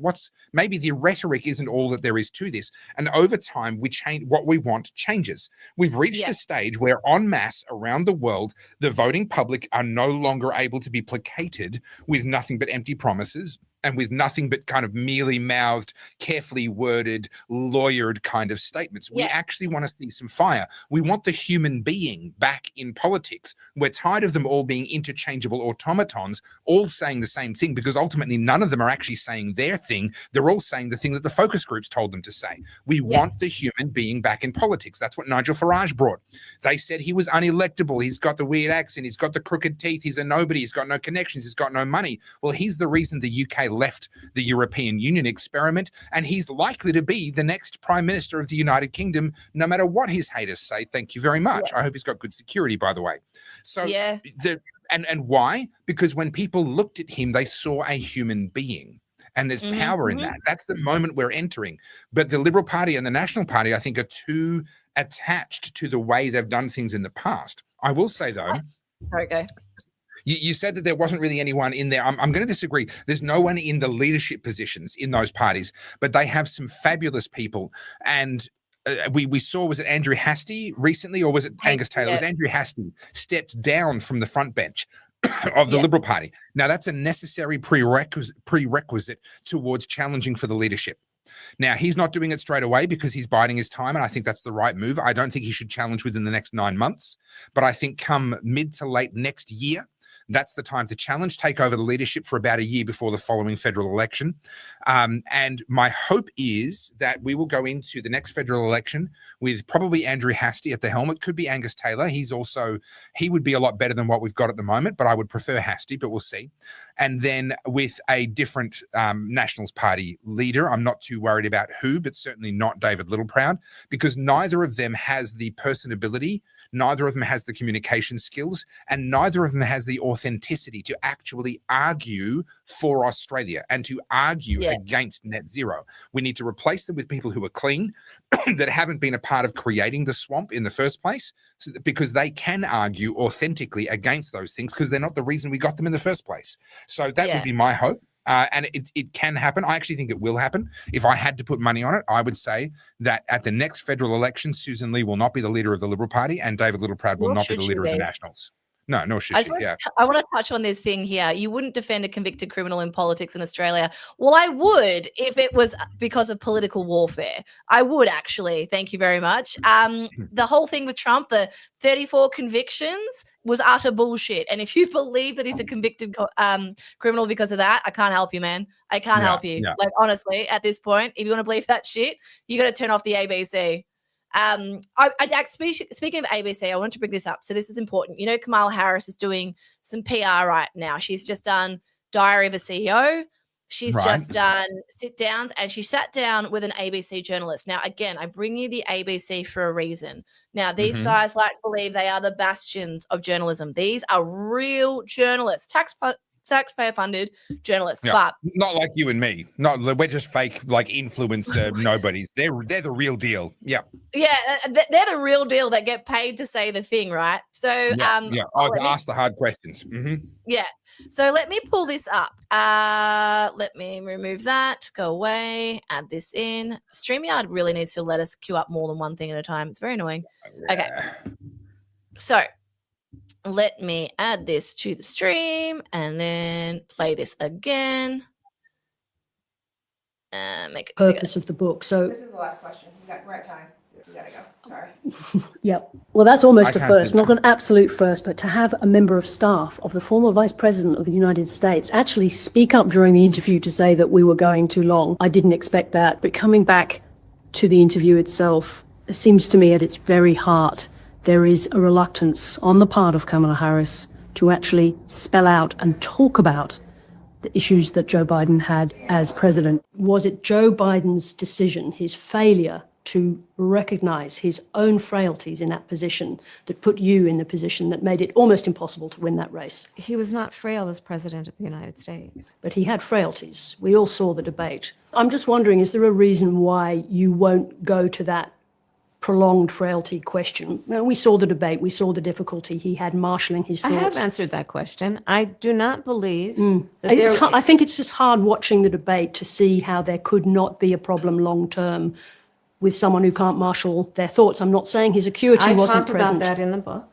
It's in the book, but it seems to me she doesn't want to say it on camera. I asked her that. She denied it, but I think there is still a reluctance there to criticize Joe Biden, which makes her current pivot a really difficult one because she's Joe Biden's vice president. It seems she's still not prepared to completely condemn him, but she's got to be a character in her own right without Joe Biden attached in order to have a chance to run again. So that, before I came in, that was the heart of the interview, and it turned out to be the heart of the interview with a little extra from her staff. Okay, so Kamala Harris aside for a second, I just want to read you the comments, right? This is the Australians that we're up against, right? We know unequivocally that Joe Biden is in cognitive decline. And yet the fact that now Jake Tapper, we talked about him last week, is writing a book on the cover up, and he literally ran cover for Joe Biden, by the way. They all did up until they couldn't anymore. Kamala Harris is acting like she didn't know. You are in the room with this man. You would have been there when he was shitting his pants. But anyway, that aside, this is the the Australian public responding. Where are we? Sorry, let me pull these quotes up. So, the former VP has shown respect for her former running mate, who was a very safe, sound representative of the US when he had the job. Obviously, in very stark comparison to the nightmare unfolding there now. No, he shouldn't have run for a second term, but yes, it shows grace and character that she chooses not to trash the legacy of a man whom she respected for giving his entire life to the public service. Her choice not to provide that clickbait was the correct one, the mature and decent one. And Miss Harris has increased her standing further, in my estimation, by not allowing herself to be drawn into the mud. That has 2,811 likes. I'm sorry, Sarah, but this interview missed the chance to let us learn more about what drives Kamala Harris, and you went on and on about Joe Biden. So much more important stuff in global affairs now, and her insights would have been much greater. Seriously, Sarah, this was absolutely shocking. I'm astounded that you acted like this and completely understood her staff. What is going on in your mind? I think it shows great loyalty to a friend and colleague. This goes on and on The and ABC. on. Yeah. These are ABC viewers, right? But so the reason I bring this up, an ABC journalist is actually trying to do her job, and Australians Yeah. are like, oh, you can't. Yeah, how dare you? How dare you? So, Yeah. so just to really drive this point home, we want to know why no one has a backbone. That's why, because when Yeah. they get a little bit of a push, they're gonna. I guarantee you, she will come out, or the ABC will come out and apologize. Oh, sorry, we hit the mark on that one. Fuck that. You missed Fuck the mark, the yeah. mob. Have a Yeah. backbone. Do your job in spite of the whingy, bitchy Karens on social media. Do Yeah. your job, and you might actually get some respect from decent people. Yeah. Like it's so infuriating. Well, that's the social policing. What you've got a term for it when it comes to the beauty standards. It's the what is it, like the mutual policing, the Digital lateral surveillance. lateral surveillance. That's the wanky term. Thank you. I'd forgotten the wanky term for it. I prefer to use wanky terms whenever I can. I can pull them out for you. Do you want my thesis? This is lateral surveillance. Although there is a differentiation there. One's an ABC employee and the critics are not. But this idea of I didn't hear my opinion come out of your mouth, therefore I'm going to be angry at you and I'm going to tell you what a terrible job you're doing. Now I disagree with people all the time and I tell them that their opinions are wrong all the time. Disagreeing with someone isn't the issue, but it's really important for your own sake to make sure that there's substance to your disagreement, because if there isn't, then it's very, very likely that you're the one that's got the problem at this point. The cognitive decline is a really genuinely serious scandal, and it's actually blowing up in the US. This has gone a little bit under the radar in Australia, but there was a House of Representatives review, or was it a House Judiciary review, something along that line? I don't recall. That has basically recommended that all of the auto pen signed pardons and executive orders from the end of Biden's time as president be overturned. Now that doesn't. For those who forget, that's Hunter Biden, that's Fauci, that's Mark Bolton, and a whole bunch of the people who were anti-Trumpers. Yeah, Liz Cheney. And so what? He did a bunch of preemptive pardons and a bunch of retrospective pardons, and he signed a bunch of other executive orders. Now, overturning executive orders on the basis that the signature was an auto pen is really tricky for somewhat good reasons, if I'm honest.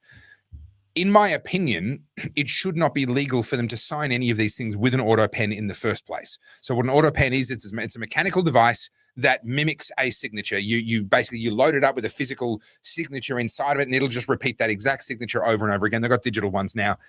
I think it's incredibly dangerous to allow auto pens to get used in the first place. I think that's an incredibly foolish thing to do. Signatures exist for a reason. But the US Supreme Court has found that an auto pen signed executive order is valid. So that kind of settles that. Like the Supreme Court's done it, unless there's a reason to bring it back to the Supreme Court and they change their mind, that's kind of settled. The auto pen side of things is not an issue. The fact that he used an auto pen is not an issue. The problem is once you use an auto pen, there's no automatic proof that the person understood what they were doing. And in fact, there is no automatic proof that they even knew that something was being done. And this is where you run into the problem. If I sign a piece of paper, I can say, oh, well, I didn't know what was written on it. Well, that's on me because I had the piece of paper in my hand. It's my job to read it and to know. When you use an auto pen, someone can say, well, but that wasn't him. That was one of his aides. That was someone with access to the auto pen. That was him just shoving a bunch of papers towards somebody and saying, yeah, have all of them signed. And when you get to the point where someone like a Biden has genuine enough questions about his cognitive abilities and how with it he was all the time, it really seemed up and down. There were moments when he seemed pretty well fine, and there were moments where he really seemed out of it. You don't know. And so this has opened up a Pandora's box. This is a real problem now, and it's a constitutional crisis that hasn't yet reached crisis point, but it's bubbling away and it's not going away anytime soon. And nor should it. Well, nor should it, exactly. What's likely to happen, I think, is with Trump when it comes to Fauci. Trump wants Fauci. He is gunning for Fauci. I've covered that before with the website that the White House released early on in Trump's presidency, etc. It's very, very clear to me that Trump is gunning for Fauci. At some point, he's going to have to break the veil or pierce the armor of immunity. He's going to have to break through these Biden auto pen signed pardons. That is going to be one of the most fascinating passages of US Supreme Court history for quite some time, because actually making a case like that work and getting the signature of a president overturned, one, would be very difficult.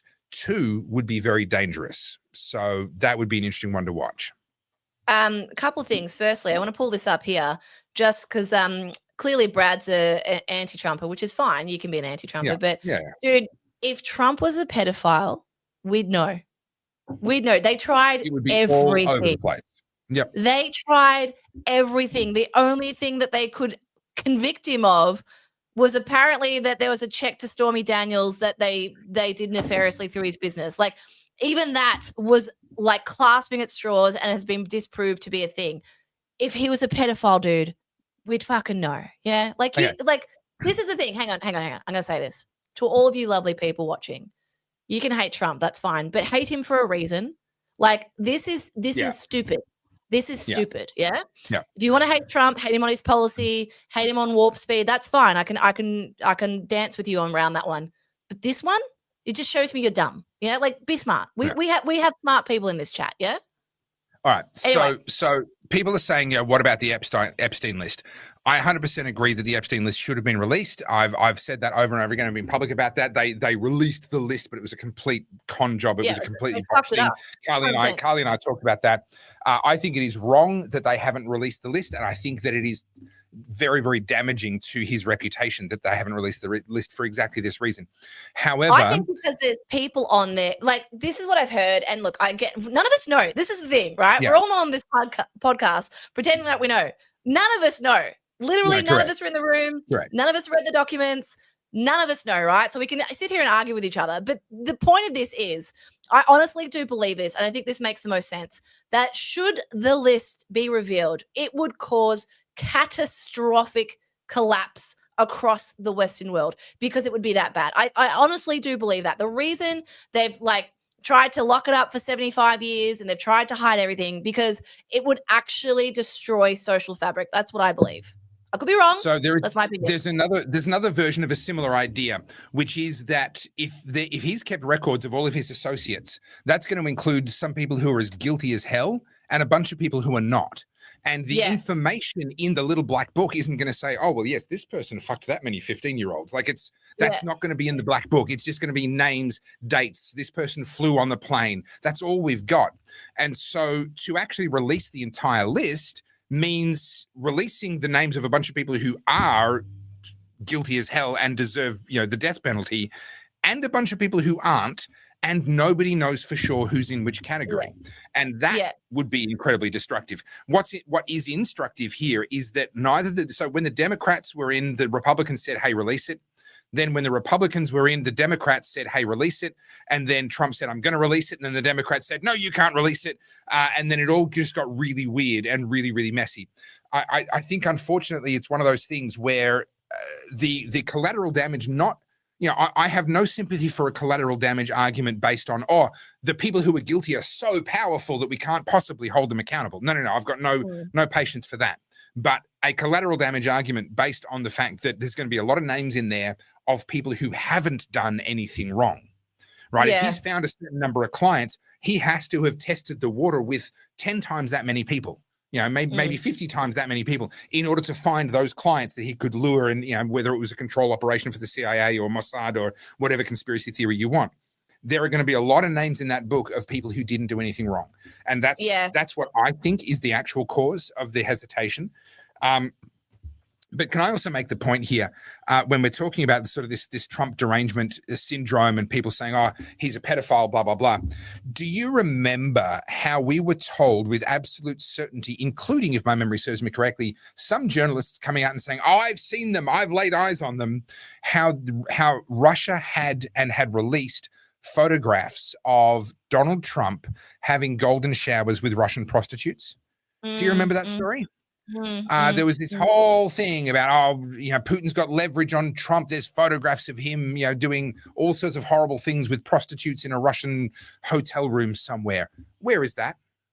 Right? Well, this is the And thing. where Trump's are- been accused of everything, and yet Correct, no correct. one has this proof. But what we do have, and this is the double standard that pisses me off, right? Okay, you want to call Trump a pedophile? Let's talk about Hunter Biden, because we got photos of that. Oh, yeah. We got hard drives of evidence that this guy was a depraved sicko. Yep. And they're defending him. And not only that, Hunter Biden is doing the PR rounds at the moment. He's literally coming out and talking about Trump. I'm like, bro, sit this one out.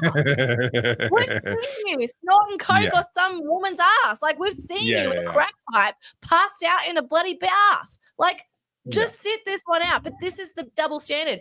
Oh, we know there's all this shit on Trump. Then when I see it, I'll agree with you. But until then, let's look at the actual shit that we can see. Like this, and this is the thing, right? So just to tie it all back to ABC and Australian journalism. But Trump, okay, cool. We'll talk about Trump being a pedo, as Brad just said. But can we first talk about the actual machete attacks? Can we talk about the things that we have indisputable proof that is currently happening in front of our eyeballs? Because I can deal with that, because we can see that. This whole thing that you're suggesting, Mossad's controlling Trump or Israel took out Charlie Kirk, all the conspiracies, we can deal with that when we have a shred of evidence. And it's just annoying. It's really annoying. Like I said, I said this like half an hour ago. We can talk about the pretty pink elephant that's staring us in the face, but no one wants to do that. It's infuriating.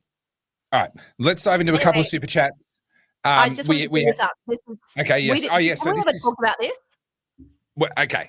So I did a whole video on this when the White House released this website. I did a whole video on this, breaking it down. This is an expensive, but this is a properly done website that features Donald Trump right at the top, and it is directly attacking Anthony Fauci. Now, Donald Trump could have had the FBI do something. He could have had the Department of Justice do something. He could have done a website from the White House that didn't have his face on it. He wants his face on the prosecution of Anthony Fauci. This is personal. This is a legacy. This is a legacy issue for Donald Trump. He views this as a mission. Now, he lays out a bunch of information here. It's a very, very cleverly designed website, not just in the graphic design, but in the layout and the way it presents information. Very, very graphical, bite-sized pieces of information, gradually becoming more detailed as we go along, with regular breaks for eye candy, with embedded videos or embedded photographs or maps or various other things to break up the monotony of this massive list of alleged, things that he's done. And then it comes down here, and twice in this website, stay on this for a second, twice in this website, they have a link. So at the bottom it's embedded, but further up they have a link to this report. Scroll back down again. Go down. I want to see that report there, that one there. So this was, you might be able to read that better than me. That was the U.S. House of Reps, was it? Or what's the seal on the front of that? The round seal on the front of that. It says U.S. House of Representatives. Yeah. The U.S. Select Subcommittee into the coronavirus pandemic has come out, and this is a damning report. This is not pretty. This is the one that came out and basically said it was a lab leak. It was funded through gain-of-function research funded by the U.S. through Anthony Fauci and the National Institutes of Health. Like, this is the report that came out and said all those conspiracy theories, they're all true. And Donald Trump has put his face onto a website that is putting this information front and center and targeted directly at Fauci. Now, what I didn't say at the time, and it's only really bubbled to the surface more recently as I've been meditating on this and just going, why haven't we seen more happen with this? What's happening with it? Was this a thought bubble at the time and then he's not doing anything with it? He either believes that he can break through the pardons through using the auto pen controversy, or he went off a little bit too early and hadn't yet realized how much of a problem that was going to be. I don't know which is true, but it's very, very clear to me from this, in my opinion, that he is absolutely going to go for Fauci. And I believe that means he has to go for the auto pen controversy. He cannot get Biden unless he can crack that defense first. Yeah, look, and I think there's a lot unfold here, and this is something you and I talk about a lot, and I know it frustrates people in the comments, but none of us friggin' know, man. Like everyone's, oh no, it's Mossad, and oh no, it's this, and like, really, we're fighting over scraps of information that get drip fed to us. Like, you've got to scratch beneath the surface. You've got to look at things from all angles. And relatively speaking, I think that people in the Oval Office right now know a little bit more than the rest of us. But, we can speculate. We can piece things together. And I mean, you and I were talking about a lab leak. I mean, it would have got you deplatformed 3 years ago. But this whole stuff around COVID, none of this is new to anyone that was speaking up about it. Every single one of us was talking about this. Anyone that was paying attention already knew. Yeah. So the fact that it's coming out now as we come into almost 2026, like, it's insulting to our intelligence. We already fucking know the answer. But we're just waiting for that smoking gun, or, waiting for some kind of action where someone's held accountable, whether or not they are or not. Because how old's Fauci? Like 70s? I don't think he's that old. Oh, hang on. He's pretty old. Anthony Fauci age. I mean, he should be rotting in prison, but yeah, he's old. Gosh, I am genuinely shocked. He's 84. Yeah, I told you. He's ready to kick the bucket anyway. I had no idea. Well, you better hurry up and get him then. He's about to get away with it. That's what I mean. I thought he was 15 years younger than that. Wow. He hides his age well. Must be all the adrenochrome. There you go. That's one for all the hardcore conspiracy theorists in there. We need to blast through a couple of super chats because we've got a few stacking up for us. We do have some Tika Bruno made a comment or made a super chat asking me to come back and find this. It took me a little while to find, but I've done it. Do you know 1 million licensed gun owners are under the threat of license confiscation if we speak out too harshly? That's a big deal. Yes, it silences a lot of people, and this happened during COVID. It's happened since then. Gun owners were literally being profiled during COVID. I'm sure you know this, but for anyone that doesn't, when we were protesting, the police media unit would be out there recording everyone's faces. They would use facial recognition software. This is not a conspiracy theory. This is a fact. This is how they did it. They would use facial recognition to try and match people's faces from the protests to social media profiles in order to try and figure out who was who. And there were licensed gun owners that had police knocking on their doors telling them, hey, if you show up to another protest, we're going to deem that you're not a fit and proper person. We're going to take your guns off you. And it silences gun owners are pretty well suppressed on a lot of different issues. There's a lot of stuff that they might want to talk about. But yeah, that the level of discretion given to police departments to just say, oh, you're not a fit and proper person anymore because we don't like the ideas in your head. Same thing happened with sovereign citizens in WA recently, 70 homes raided. I did a video on that. This is a really big problem. Where the issuing of a license is used as leverage for control. Yeah. And which is why, like, not to take away from the severity of this, because I do understand this, but that's why Topher and I ask you guys to support the channel, buy the merch and things like that, because Topher and I are unemployable. You know what I mean? Like, who's going to take us on? Like, you're not wrong. And this is the thing, like, yeah, it's a grift, whatever. But like, the reason we make merch, the reason we ask for, memberships and coffee things is like, as I've said, I am persona non grata in the academic circle. They do not like me because I say the things that you shouldn't say. Same with Topher. So like, if you want independent people to do the thing, like, you kind of have to support us. That's the long and short of it. It's why a lot of people ask for support, because it becomes, I mean, aside from the work involved and whatever, but I get this, like, it costs you your job. I know that. But having said that, pardon me, Topher and I did voluntarily sign up for it, and we're happy to, but this is the life that we've chosen, and neither of us are asking for sympathy. I will say, though, I would have applied for a gun license, and I would be an active hunter if it weren't for what I do. I know that bridge is burned. There's no way known that they're going to say yes to a gun license for me. And it allows me to speak out. So I speak out in defense of gun owners regularly, and I can do it from the place of saying, hey, I'm not a gun owner. I'm not licensed. I don't own any illegal guns, and I don't have any legal guns because I'm not licensed to own them. So I don't have a dog in this fight. I'm standing up as a matter of principle. So, yeah, I mean, it affects us in a lot of different ways. But anyway, that's enough about us. The argument about the auto pen is that there was proven times when Biden was not at the office when signatures were made. Yes, but does he need to be at the office, or does he actually just need to know what's being signed? The point of a signature is that it proves authorization. No, I don't know if you read the chats. It's bothering people that were on the wrong side, so I just reset it for everyone. Right, So See? it's about, there we go. Okay. It's really about, did he actually authorize that? That's the question. Whether or not he was in the room is a less of an important question. Thank you, Kokomo CJ. I do appreciate that. I love my work too, and I'm very grateful that you and I have found something that we agree on. That's really wonderful. I noticed no one's done that for you, Carly. No one's thrown $10 in and gone, love your work, Carly. You want to step up? You want to maybe do something good for a change? Yeah, I've been super spicy and everything. No. Yeah, have you actually? You've really brought it tonight. Sorry. Okay. Carl's, your next photographic exhibition after Chicken in the Noodle Aisle. I've got an anagram. Sinta. That's great. Sitna. That's, It's not. Sitna? That's way easier to say. Kitna, Chitna. I'm not loving it. I got to say, I've seen better. Okay. Will it be about Tall Poppy? Well, interestingly, I am chatting with someone who is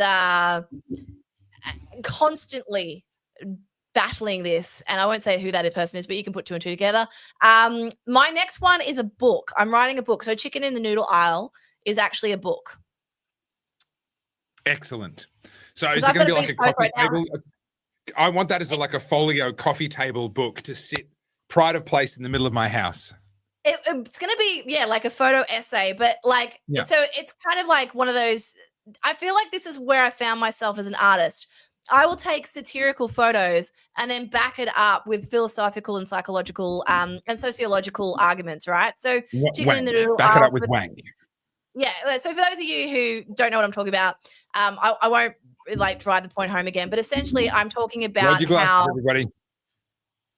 Chicken in the Noodle Aisles, it starts with displaced objects in the supermarket. So basically inherent laziness, because what did you say about this the other day? Like, we don't own the thing, so therefore we don't care about the thing.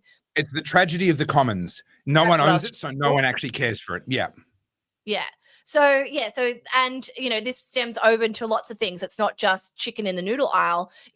Obviously that flow-on effect for the employees who then have to go put it back. And then, of course, the shrinkage for the supermarkets for the things that they have to throw out. But this extends to things like returning the shopping trolley. It extends to things like letting people leave the parking lot first so you don't cause traffic chaos.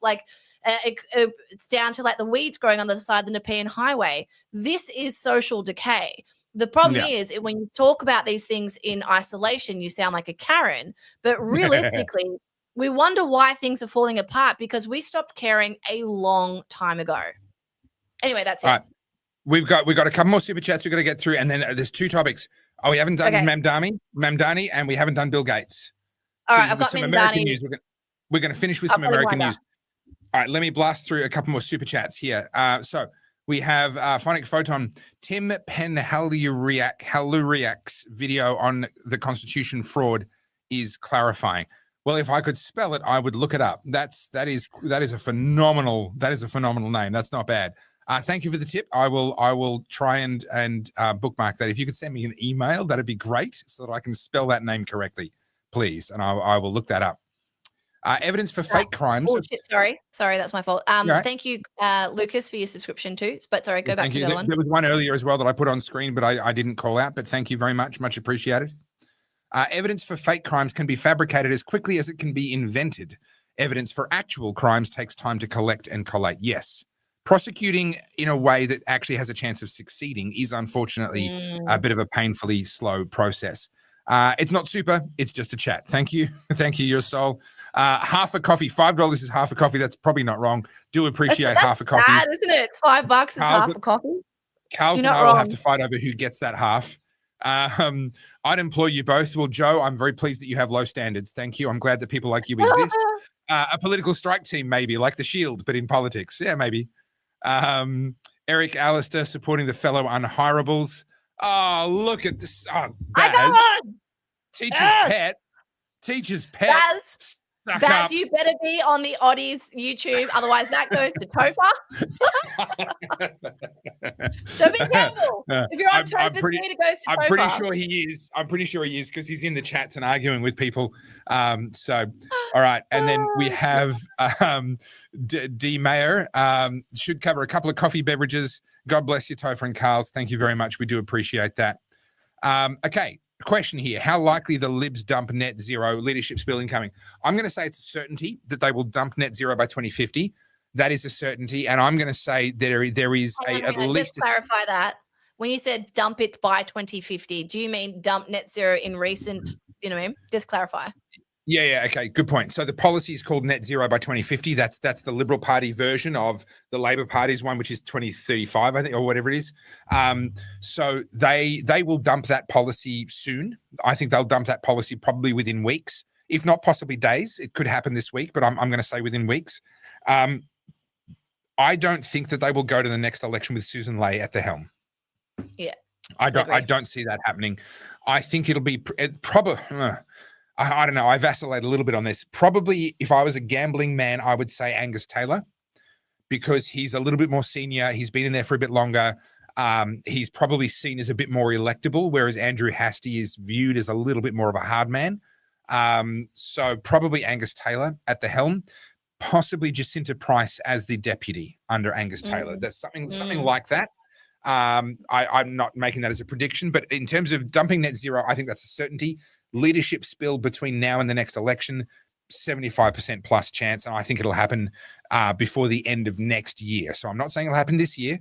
If I was planning to take over the leadership of the Liberal Party, I would not want it for the next 6 to 9 months. I want the next 6 to 9 months to continue the train wreck, and it's for things a to known get thing, worse. though.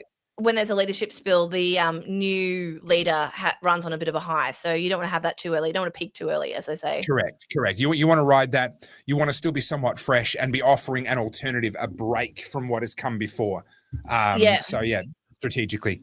Joe is already throwing in support for the Noodle Aisle book. Thank you, Joe. Thank you, Joe. Much appreciated. Should Victoria use Section 119 of the Commonwealth for domestic violence? I don't know. I don't know what that's referring to. So sorry. I'm assuming that's the Constitution, Section 119 of the Constitution. I don't know what that is off the top of my head. Sorry. Carly, you're a constitutional scholar. You can tell us off the top of your head. I can honestly say that I know the American Constitution, but know nothing about the Australian, which is terrible, but it's a very unexciting document. I have read it's not Black's. What is it? It's there's an annotated Australian Constitution. I have read that. It was 15 plus years ago, and I remember next to nothing. So there you go. All right. I haven't looked at it, but it's very dry. It is that's why the annotated one is better, because it helps you to understand it in plain English. Whereas the actual Constitution, you really got to slog your way through, because it's all, very procedural language. Whereas the annotated one makes it a lot easier. The Americans with their amendments makes it very easy to understand. Fair enough. All right, here we go. Joe, friend of the show and generous donor. Let's have a look at this. Question for you both. What are the chances that Barnaby is going to join One Nation? After he was portrayed as a beetroot on Please Explain? What? You think he can put that to one side and still join Team Pauline? It's an interesting question. Carls, do you have an opinion on this? Look, I will say this: in politics, stranger things have happened. They throw mud at each other for a sport. Like that's politics 101. I don't think it's personal. I think it's just about discrediting people. Not at all. I think I don't like Barnaby myself. He's not a politician that I sort of am interested in backing. But I think we've seen this in the polls recently. If you guys have had a look out, there's a polls today. The coalition's in the toilet. They dropped below 24%, which is crazy. Labor's not far behind them. Labor's at 37%, but Pauline's One Nation is up, I think, 15%. 15. Which is extraordinary. That's significantly higher than she was prior to the last election. And what that tells me is exactly what Tove is talking about. There is a growing contingent of people who just want common sense, who don't care about this progressive ideology, who just want someone that reflects a human element in their politics. Pauline Hanson does that. Like I lump her, she's a straighty 180. What she says is what she means, and that's why she's gaining traction. That is what they want. No political spin. When she says we're going to slow down immigration, we're going to fix this, we're going to do that, she means it. It's not some kind of like political waffle. So for Barnaby to join, I don't know. I think he's too much of the liberal machine or the national machine. Can he let it go? There's a few things here. Barnaby's right at the very end of his career. And he's accepted that he will never again be the leader of the Nationals. That ship has sailed. There's too much baggage. There's too much history. He's never again going to be at the pointy end of that spear. Pauline Hanson is preparing for her own retirement. She's removed her name from the party. It's now just called One Nation. Now, they've got a guy already who I think believes himself to be the presumptive party leader. His name escapes me at the moment. I don't think he's got what it takes. That's my personal view, and he's probably going to be offended if he ever sees this, but that's my personal opinion based on what I've seen online, but he could yet prove me wrong. Malcolm Roberts, people say, oh, well, Malcolm Roberts can take over. Well, he's not much younger than Pauline Hanson. Like, neither of these guys has a lot of career left ahead of them, but then neither does Barnaby Joyce. Like, he's not a young man either. He's been around for a very long time. He comes with a lot of baggage. He's a very big personality. And Pauline Hanson has a history of not being able to play very nicely with people who are big personalities. Pauline Hanson runs her party like it belongs to her, and kind of fair enough because it does, and she literally went to prison for it. So I don't really begrudge her saying, no, if you're going to be in my party, you're going to do it my way. I think she has the right to do that, but other people, there's a long history of people joining and then leaving the One Nation party pretty quickly. So I think that Barnaby Joyce would be foolish to join with One Nation. I personally think that he was foolish to announce that he wasn't going to run with the Nationals in the seat of New England again. I don't know whether the most charitable explanation, and I don't actually believe this to be true, but this is the most charitable explanation I can come up with, was that he was doing that to increase the leverage on the the National Party leadership to abandon net zero to win his support back. So that he wouldn't defect. That's the most charitable interpretation that I can come up with. I don't think that's true. I think that Barnaby Joyce is recognizing that his retirement is not that far away. He doesn't feel very special inside the Nationals anymore. He wants his moment in the sun, and he thought maybe if he ruffled some feathers and made some threats and courted One Nation, whether seriously or not is kind of beside the point, that might cause him to be brought back into the fold and to be elevated and have his feathers zhuzhed a little bit, which is something that he seems to like. The reality is Barnaby represents the past of the Nationals Party, not the future. And I don't think that what happens to him is anywhere near as important as what he thinks it is. I will say this about politics, and I mean, I put this comment out. You clearly haven't noticed it, but everyone's like, "We need Carls." Can you imagine? Can you even imagine me going up against Albo? I'm getting rid of that comment because I don't want to imagine it. He would wet his pants. Like, people like that. You know what's funny, right? Like, I'm not the best debater because I don't necessarily have like a Ben Shapiro recall. But when it comes to confidence and speaking to someone and looking them in the eye and being able to have conversations, like, I'm pretty good at that. Like, I don't have an issue with that. I have noticed with a lot of these people, I've met a lot of these Labor MPs and a lot of these people who are in power. They can't hold eye contact. These people are actually incredibly insecure.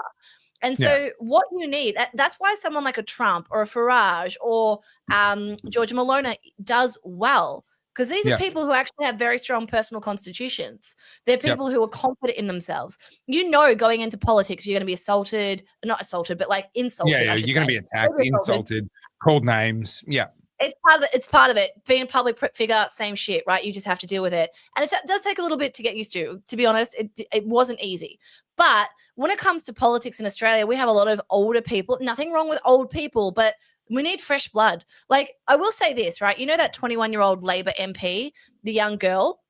She's doing all the TikTok stuff and she's copping it, right? But I will say, can you imagine being a 21-year-old going into politics? Like, rightly, wrongly, I think she's too inexperienced, but I will say this, good on her for giving it a crack. And she also got elected, credit to her. Yeah. We do need young people in there. I think 21 is a little too young, only just because like she's lacking in life experience. That's not to say she's not intelligent.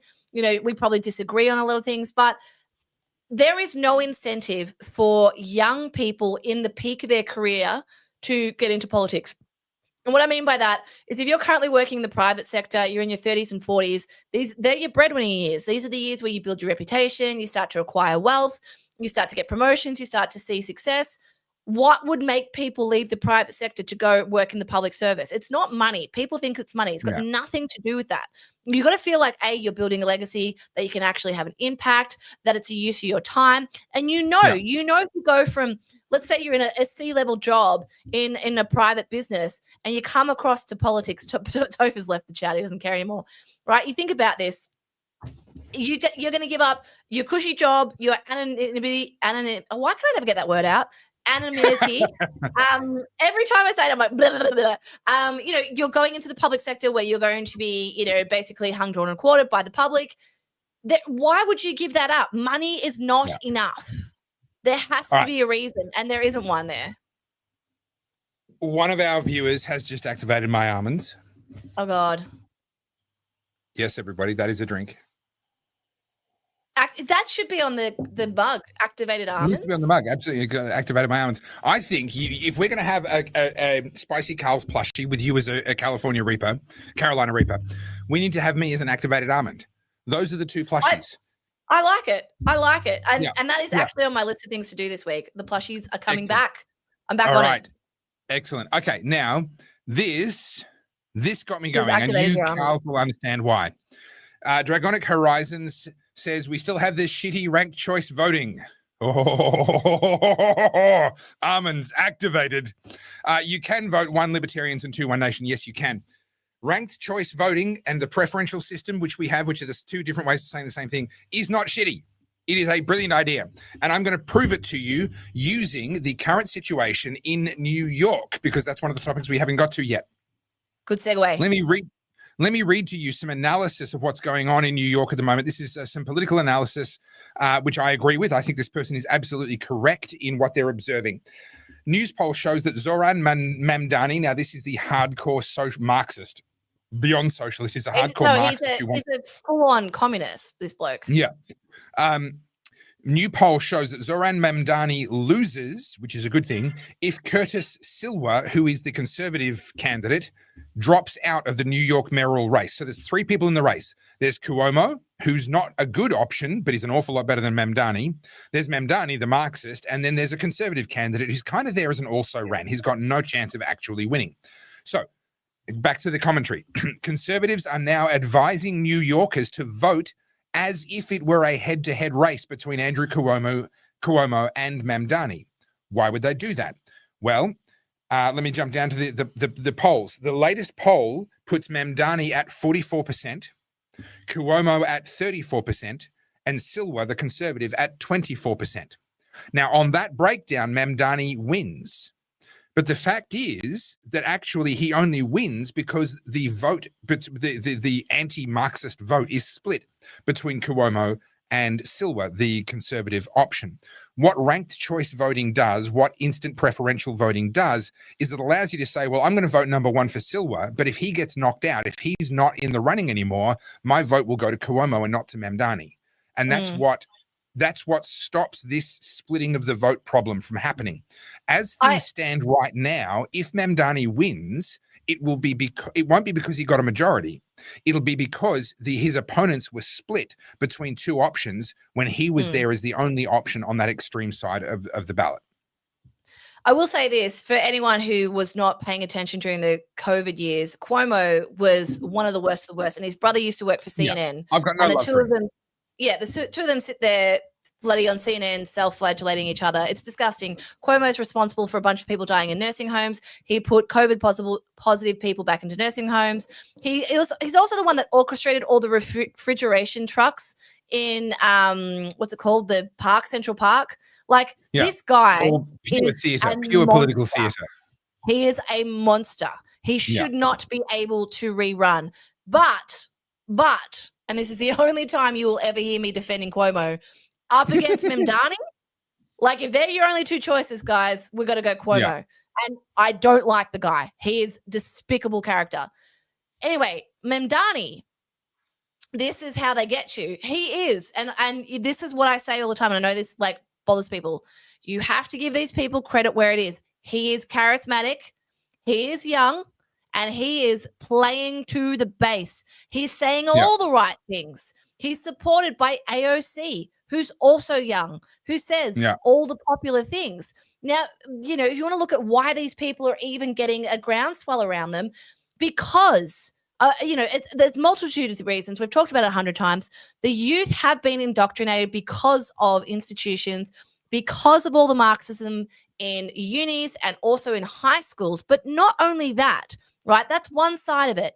They are facing a cost of living crisis. They are facing a housing crisis. They are facing a future that is going to be worse off than their parents. This generation, that is their reality. So they're angry. Yeah. And you cannot like that they're Marxists, but you need to understand why they think this way. I get it. I'm a millennial woman. I'm not going to be any better off than my parents were. My life's going backwards because of a whole host of reasons. So you've got to meet these people where they're at. Now, you know, Gen Z is angry and they're also very confused about their sexuality. They've been swallowing the Kool-Aid of the progressive left. So imagine that. And then someone like Memdani walks out and says all the right things that you want to hear, is young and charismatic. That's why he's winning, right? He's not winning on these policies. Now, Tim Pool, for anyone that watches Tim Pool or Timcast, they just showed a video, and I'll try and find it for Wednesday and we can go into it deeper. It was basically one of those guys doing like a little vox pop, and he's walking around New York City, and he literally has the printed pages from Memdani's website with all of his policies. And he goes up to all these young, obviously like sort of socialist leading young people in New York and asks them which of the policies do they agree with, which ones are they on board. And he's wearing a Memdani t-shirt, so he looks like staff and all that. And they're all like, they're not his policies. Like that's no, that's not right. And you see these people that literally got the reality in their face and like, no, I feel like you're stitching me up. This can't be right. And he's like, you can go on your phone right now. That policy is on his website.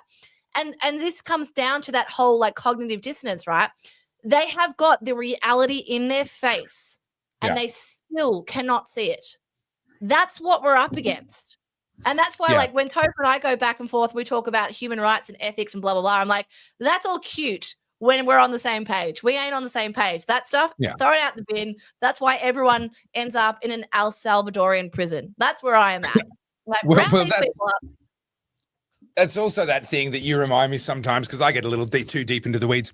You remind me sometimes of that survey where, what was it, 70% of Australians couldn't name who the Prime Minister was. So, and you go, okay, yeah, right, all right. I mean, I'm sitting here talking about who the opposition leader is and who the leader of the Nationals is and who the leader of the Nationals should be and blah, blah, blah. There's a lot of people out there can't even name the Prime Minister. So not only that, you know how many people don't know that the coalition is the Liberal Party and the Nationals and the Liberals are the coalition. Like, people don't know the basics and they're not going to know it. Like, do you know what I mean? Sorry, go. And well, sorry, more important topic. Carl's wants me to cut my hair, and I don't know. I think it's just kind of looking luscious. I don't know. Can we not? I kind of like that. What? For those who are asking this question, because it's very important, the Oddcast HQ on YouTube, I've just put it in the chat. Is the official YouTube channel, and obviously all the snippets get posted on Topher's channel. But the Oddcast HQ chat, that's where all the OG oddies are, and they have a drinking game, and you will die. So unless you are a seasoned drinker, I'm warning you guys, it's crazy over there. They're all quiet, they're all dead. Sorry, guys. Couple of super chats here, and we do need to wind up. Joe asks, "Is it right that I was asked to take my Australian flag down? How dare you? Did you?" Sorry, you displayed an Australian flag in Australia? What are you thinking? Don't you know what happens when you try and take an Australian flag into Parliament? What makes you think you can put it on your house? For crying out loud. Disgusting. And you think you're a proper English gentleman. If you were an English gentleman, you would know better than to put an Australian flag in front of an Australian house. Joe, you know what you could do is you could wear a keffiyeh. Because you can wear a keffiyeh into Parliament, and you could put a keffiyeh on your flagpole, and that would be perfectly acceptable. And that's why you should subscribe to this show so you don't miss useful life tips like that. How's this comment though? I don't know if this is someone being facetious or what. We're not Americans. We don't display a flag. Well, we fucking should. Yeah, I'm proud to be an Aussie. Also, why not? Like if an Australian chooses to show their flag, that's an Australian thing now. Simple as that. At the Olympics, we're proud to wave our flag. Yeah. So why can't we wave it wave it on a Tuesday. Are you sure that that's Coke in your glass there? There's Alrighty, a reason I'm the pri- spicy tonight. The price of spicy. Keep the hammer down, Carls. Thank you, Wayne. Much appreciated. Polling should be age 30 to 70 or next. End of terms, 10 years in the actual workforce. I see. So you've got to be work for 10 years before you're allowed to be in politics. I want to agree with this, but I've had this out with Carly before. I don't think that we can or should put any additional artificial restrictions on who can run and who can't, because it's really dangerous and it's really prone to manipulation. Ultimately, the electorate are the ones who should have the final say. And I would like to believe that anyone under the age of 40 wouldn't get elected, because the electorate would be smart enough to go, yeah, nah, go and get a few more years experience and then come back and talk to us at that point. Well, we know that a lot of younger people do, and now even like really young people do. But in the end, it has to be the decision of the electorate. It can't be some artificial other construct, in my opinion. Yeah, you and I disagree on that. But Liam here is throwing some fighting words at me. All right, Venezuela. It's got to be in context. We can't just be throwing words around. Masters. But hang on. I have talked about Tolkien twice. You did bring up Bukele earlier and El Salvadorian prisons. I don't know if I have brought up Venezuela. I'm not sure. You've talked a lot about your masters. Liam, I disagree with you. Okay, so what we need is for a true super fan to go back to the very first episode, before we even knew that we had a drinking game, before we even knew what the words were, and rank every single episode according to their drink score. How many times would a loyal follower have had to drink during that episode? And they can tell us. No, they don't have to drink. Like, that would be suicidal. Okay. But they just count them and give us an episode by episode drink score. What was the drink score of episode 38? I don't know. Do you know? Surely I can create an AI model that can do that for us. Surely I can do that. I can upload the transcript. Come on. There you go, Carly. There's a valuable use for AI. For those who don't know, because I know like we've just started adding your Facebook page on here, guys, if you follow the Oddcast, we do an episode Monday like this. So this is live and we talk to you guys in the chats. And Liam now has a small buzz. Liam, I'm just doing one for the team, mate. So we do this one on Monday, and then on Wednesday, it's a pre-recorded one that goes live, or it premieres on YouTube at 7:00 on Wednesday. Yep. And I'm in the chat with all the OG oddies, and we have a round, like an absolute laugh in there. And I will tell you that the chat is completely different to what's on the screen. So they're watching the screen and having a totally different chat in the chat.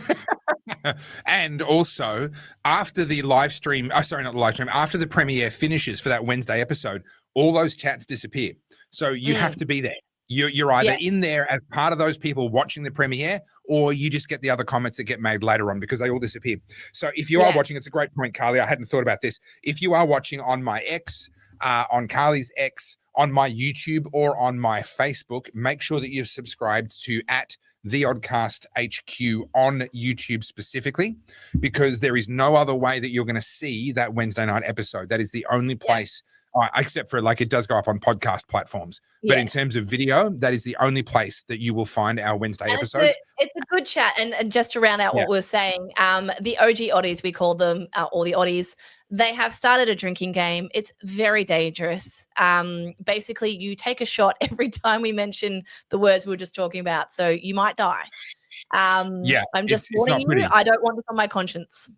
Yeah, it's not pretty. All right, we've got to blast through a few more super chats because they're starting to come in thick and fast. Guys, we're trying to wind up the show.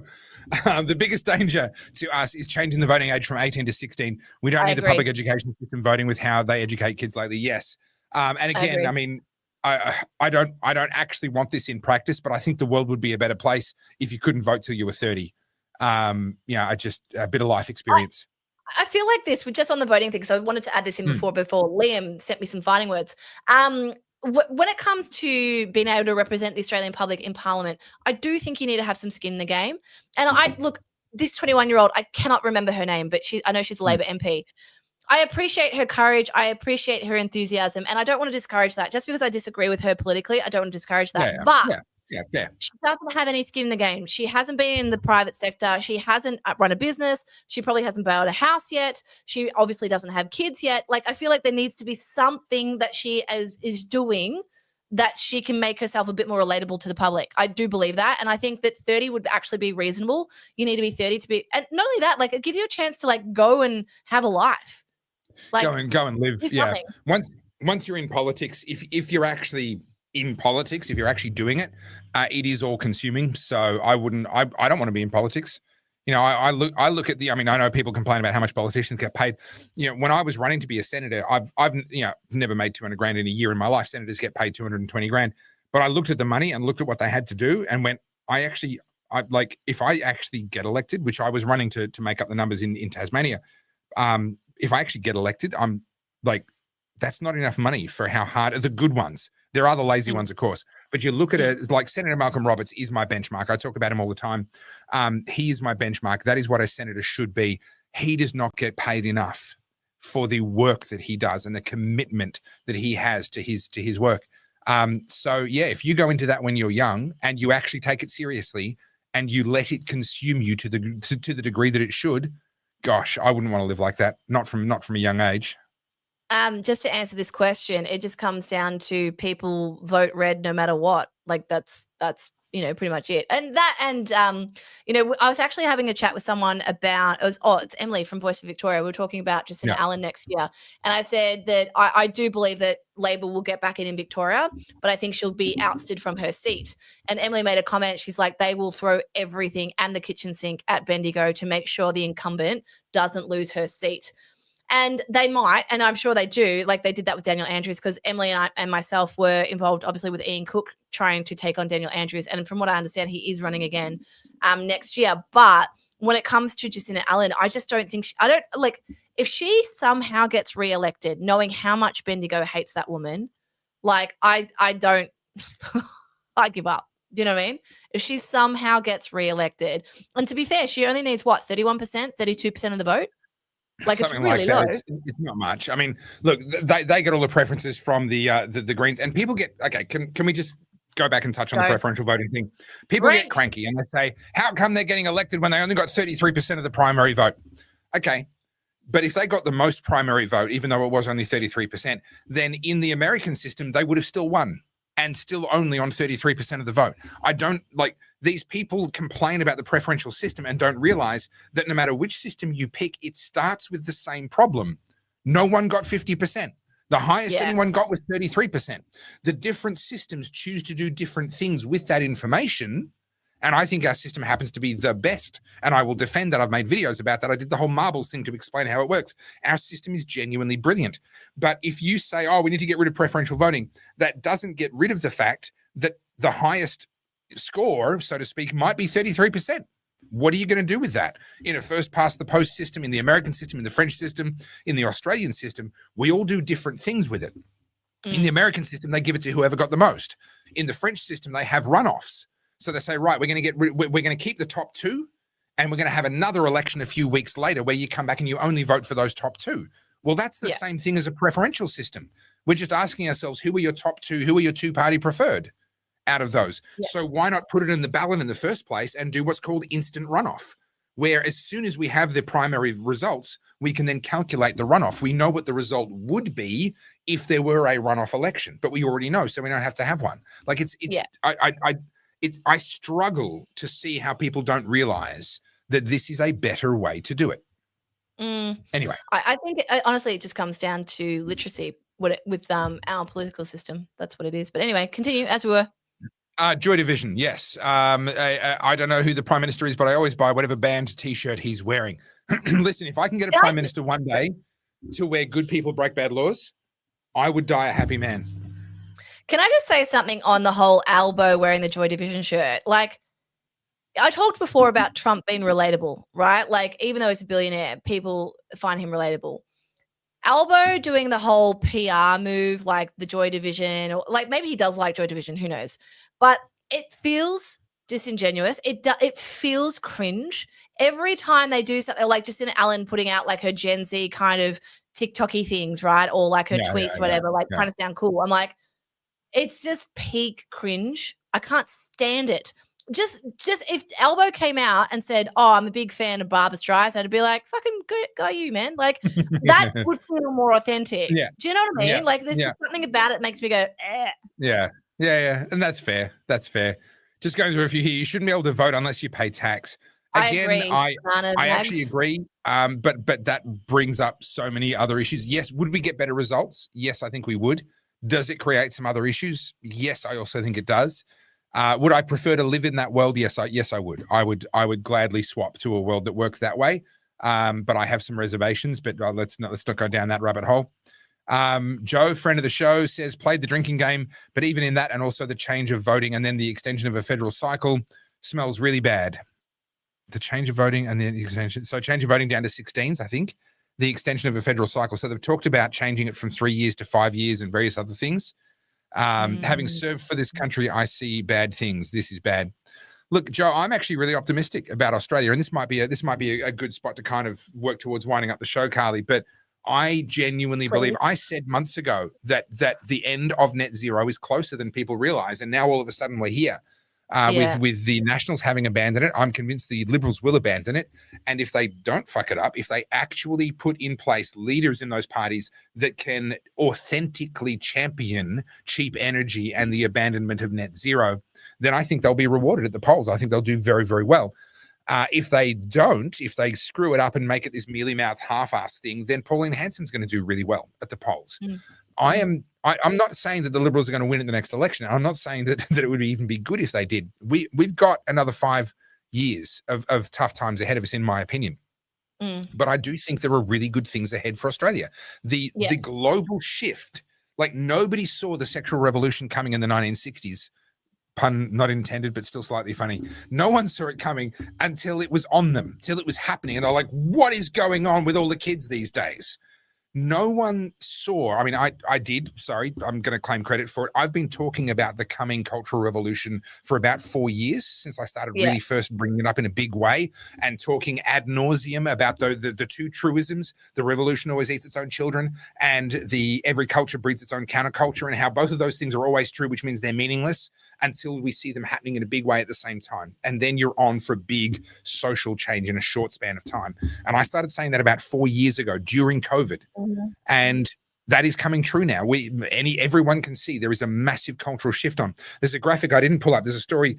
It was not Gen Z. What's the one under that? Alpha. Gen Alpha are the first generation since the Second World War to be going to church more than their parents. Right? We're beginning to see the numbers are coming in now, vindicating and verifying what a lot of us have known instinctively or anecdotally. There is a massive shift on. And it's brilliant. It's fantastic. It's much needed. It's long overdue. So, Joe, don't lose hope. Don't lose heart. And it can be difficult for someone that's sacrificed for your country to see the state of things and say, well, I was sent to fight for freedom over there, and I came home and discovered that we'd lost track of it here. But don't lose hope, because there are good things happening. And I'm actually really optimistic. Yeah, we're probably 3 to 5 more sucky years. But I think on the other side of that, we've got some really good things in store. But I will say those who are on the firing line, in the front line, will see rewards for what they've been doing. You will be rewarded because you will be the people who are remembered as fighting the revolution, I guess, if you want to say it that way. But I'm already seeing it. I've given you guys glimmers of hope, particularly in the sector that I'm involved in. And there is momentum there. I mean, it sucks to be right first. Chris and I talk about this all the time. Yes, you cop some bullets. Yes, you cop some arrows, but it's the only time that actually matters.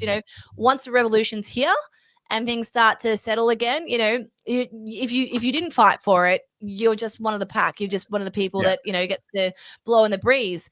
That's why I keep saying, this is my way of giving advice is if you are anyway inclined to be academic, please go into the institutions. Don't let it deter you. Go in there and fight back. As I said, whenever I've pushed back, I'm very polite and very kind, but I do so with really stern eye contact. Most people, when they're pushing this shit down my throat, they can't even look me in the eye. Yeah. So I'm like, okay, I'll do it. If you can give me a really good reason to do this, I'll do it. But you can't even look me in the eye. So that tells me that you don't actually believe what you're telling me to do. So yeah, I think we're seeing a cultural shift. I think it's at very, very early days. It's definitely there. And there is a groundswell, but we need more people to get out there and speak up. Otherwise, it just takes longer.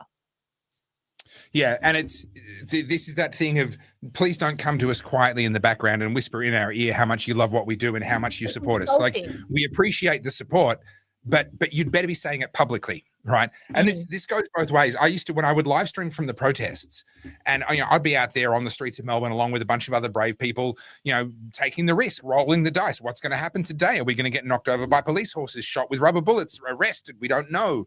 And I'd be out there live streaming and giving tactical commentary and talking about what's going through my head and what I'm looking for and how I'm staying out of trouble and all the rest of it. Those of you that watch that period, you know what I'm talking about.